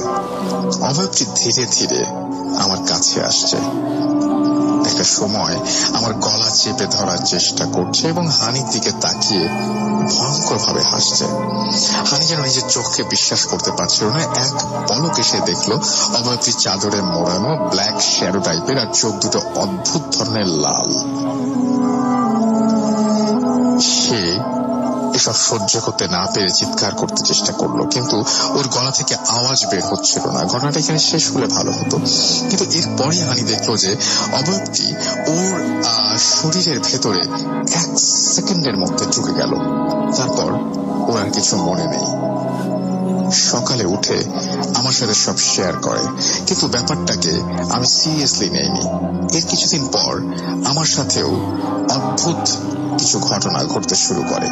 আমি পড়া শেষ করে যথারীতি বই টেবিলে রেখে ঘুমাই, কিন্তু সকালে উঠে দেখি যে বই টেবিলে ছিল না। সারা ঘর তন্ন তন্ন করে খুঁজে কোনো লাভ হয়নি। এর মধ্যে আমাদের রুমে কেউ এসে বই সরানোও সম্ভব না। প্রায় 15 দিন পর একদিন সকালে বইটি মেঝেতে পড়ে থাকতে দেখি। বইটি কিভাবে উধাও হলো, আবার কিভাবে মেঝেতে আসলো, এর কোনো উত্তর আমার জানা নেই। এছাড়াও মাঝে মধ্যে কিছু কিছু প্রয়োজনীয় জিনিস উধাও হয়ে যায়। হয়তোবা ঘটনাটির সূচনা অনেক আগে। হানি আমার রুমে আসার আগে আমার সাথে আমার বান্ধবী থাকতো। ও মাঝে মাঝে রুমের ভেতর একটি মেয়েকে দেখতে পেত। আমাকে অনেকবার বলেছে, কিন্তু আমি বিশ্বাস করিনি। এরপর একদিন ও আমাকে তাড়াতাড়ি ঘুমিয়ে পড়তে বলে। ও অনেক আগে তাড়াতাড়ি ঘুমিয়ে পড়ে। আমি তখনও পড়ছিলাম। হঠাৎ লক্ষ্য করলাম ও কার সাথে যেন কি কথা বলছে। পরের দিন সকালে ওকে জিজ্ঞেস করায় ও কিছু বলেনি, শুধু বলেছে এ রুমে কিছু না কিছু সমস্যা আছে, ও আর এখানে থাকতে পারবে না। এরপর মেস পাল্টায়। আমি তখনও ব্যাপারটা কেয়ার করিনি। ঘটনাক্রমে একদিন রাতে আমাকে একা থাকতে হয়। হঠাৎ করে রাত 12টার পর রুমের মধ্যে গোঙানির শব্দ শুরু হয়। শব্দটি ক্রমেই বাড়তে লাগলো। আমি ভাবলাম শব্দটা বাইরে থেকে আসছিল, তাই রুমের জানালা খুলি, কিন্তু বাইরের কিছুই দেখতে পাইনি। তখন আমি ভয় পেতে শুরু করি। ভয়ে আমি দোয়া পড়তে শুরু করি। এক সময় আওয়াজটি থেমে যায়। সেদিন আমার সাথে আর কিছু হয়নি। সকালে উঠে দেখি রুমের দেয়ালে মানুষের হাতের ছাপ। রুমে তো আমি ছাড়া আর কেউ ছিল না। তাহলে এই হাতের ছাপগুলো কার ছিল? এরপর থেকে রুমের মধ্যে আমরা ছাড়াও অন্য কারো অস্তিত্ব বুঝতে পারি, কিন্তু দেখতে পাই না। রুমের মধ্যে কারো হাঁটার শব্দ শুনতে পাই, বাথরুমেও টুপটাপ কারো গোসলের শব্দ পাই, কিন্তু বাথরুমে গেলে কেউ নেই। এখানে বলে রাখা ভালো যে আমাদের রুমের সাথে অ্যাটাচড বাথরুম। আমরা রুম গুছিয়ে বাইরে গেলেও এসে দেখতে পাই রুমটি অগোছালো হয়ে আছে। আমরা লক করে বাইরে যাই রুম, আর রুমের চাবি শুধু আমাদের দুজনের কাছে আছে। তাই অন্য কারো পক্ষে সম্ভব না যে রুমে এসে রুম অগোছালো করবে। আর সব সহ্য করতে না পেরে মেসের বড় আপুদের কাছে সব শেয়ার করি। প্রথমে আপুরা কিছু বলতে চায়নি, অনেক জোড়াছুটির পর বলে যে আমাদের রুমে যারাই থাকতে আসে তারাই কিছু না কিছু প্রবলেম ফেস করে, কিন্তু এর কারণ আজও কেউ জানে না। আমি জানি না আপনার কাছে ঘটনাটা কতটুকু বিশ্বাসযোগ্য মনে হয়েছে, কিন্তু ঘটনাটি সত্য। আর আমাদের এখন অবধিত এমন কোনো শারীরিক ক্ষতি হয়নি। এখন আমরা এই রুমে বসে আপনাকে ইমেইল করছি, আর আগামী মাসে আমরা মেসটা পাল্টাচ্ছি। আমাদের জন্য দোয়া করবেন যেন আমাদের কোনো ক্ষতি না হয়। এই ছিল ঘটনা। তো যাই হোক, এটাই ছিল ওনাদের ঘটনা। থ্যাংক ইউ ভেরি মাচ আপনার ঘটনা পাঠানোর জন্য। আমি একটু আগেও ভাবছিলাম যে অনেকেই মনে করেন যে এই সমস্ত ঘটনা বা আমরা যা বলি বা এখানে যা শুনি তার সবই হয়তো ফ্যান্টাসি, হয়তো ঘোস্ট বলি আর যাই বলি, এটা আসলে কোনো অস্তিত্ব এক্সিস্ট করে না, এগুলো কিছু নাই, আমরা সব এমনি এমনি হয়তো বলি। কিন্তু রেগুলার প্রতিদিন কোনো না কোথাও না কোথাও এই ভয়ের ঘটনাগুলো কেন ঘটছে, এটা একটা বিরাট প্রশ্নের ব্যাপার। আপনি যদি এই প্রশ্নের জবাব দিতে পারেন, আমাকে যদি বোঝাতে সক্ষম হন, তাহলে তো সমস্যার সমাধান হয়ে গেল। বাট যদি বোঝাতে না পারেন, তাহলে এই ঘটনা কিন্তু এই রহস্য কিন্তু ভেদ করা অসম্ভব হবে, এবং এই বিতর্কও চলবে এবং এই ঘটনাও চলতে থাকবে। এখন ব্যাপারটা হচ্ছে যে আমি একটু আগেও ভাবছিলাম যে প্রতিদিন মানুষের কত ধরনের সমস্যা হয়। আমি সেদিন কিছু বেশ পত্রিকাতে দেখছিলাম, অনলাইনেও কিছু জায়গায় দেখছিলাম যে প্রতিদিনই কোনো না কোনো ঘটনা ঘটছে। আপনি চিন্তা করতে পারেন যে একজন বাবা মা, একজন মা কোন পর্যায়ে কিরকম ধরনের এরকম এক্সপিরিয়েন্সও করেন যে তিনি প্রতিদিনই দেখেন যে তার বাচ্চারা কাঁদছে, প্রচন্ড রকমের কাঁদছে, এবং তিনি ধরতে যাওয়ার আগে এই বাচ্চা আবার হঠাৎ করে থেমে যাচ্ছে। দেখে মনে হচ্ছে যে ওকে মনে হয় কেউ থামিয়ে দিল, বা ও কোন একটা কিছু থেকে ভয় পেয়েছে বা কোন একটা কারণে কাঁদছিল, কেউ একজন ও সেই কান্না থামালো। মাকে বাচ্চার কাছে পর্যন্ত যেতে হয় না। কোনো একদিন রাতে এরকম ঘটনা কিন্তু আপনি পাবেন, আপনি খুঁজতেই পাবেন, এটা পাবলিশড স্টোরি। সো এটা নিয়ে করার কিছু নাই। তো কোনো এক রাতে হঠাৎ করে মা আবিষ্কার করলো বাচ্চা আবারও কাঁদছে, এবং বাচ্চাকে তিনি কোলে নিলেন, এবং কোলে নিয়ে দেখলেন যে বাচ্চা তখন থামছে না। হঠাৎ করে একটা লালাবাইয়ের আওয়াজ পেলেন, দেখলেন যে কেউ একজন হাতে লালাবাই গাইছে, এবং বাচ্চা যেন সেটা শুনে আস্তে আস্তে কান্না থামিয়ে দিল। অদ্ভুত না? তো এইরকম ঘটনা প্রতিদিনই ঘটছে। এই সমস্ত ঘটনার ব্যাখ্যা কি? এই সমস্ত ঘটনা যারা এক্সপিরিয়েন্স করেন তাদের প্রত্যেকেরই কি কি বলবো যে হ্যালুসিনেট করেন বা এরকম কোনো কিছু, নাকি এরকম ঘটনার অস্তিত্ব আসলে আছে? জিন তো আছে, সেটা তো আমরা মানি। তো তারপরেও আমাদের অনেক কিছুই মানতে অনেক বেশি কষ্ট হয়ে যায়, কারণ আমরা আমাদের এই বিশ্বাসে এগুলো আনতে চাই না। আমরা চারিদিকে একটা আবরণ দিয়ে রাখি। আমরা ভাবি যে সবকিছু অসত্য হলেই ভালো। তো এই হচ্ছে ঘটনা। কথা হবে আবারও আগামী শুক্রবারে। সেই পর্যন্ত আশা করব সবাই ভালো থাকবেন, সুস্থ থাকবেন, সুন্দর থাকবেন, মোস্ট ইম্পর্টেন্টলি সুস্থ থাকবেন। আজকের মতো এখানেই শেষ করছি। টাটা।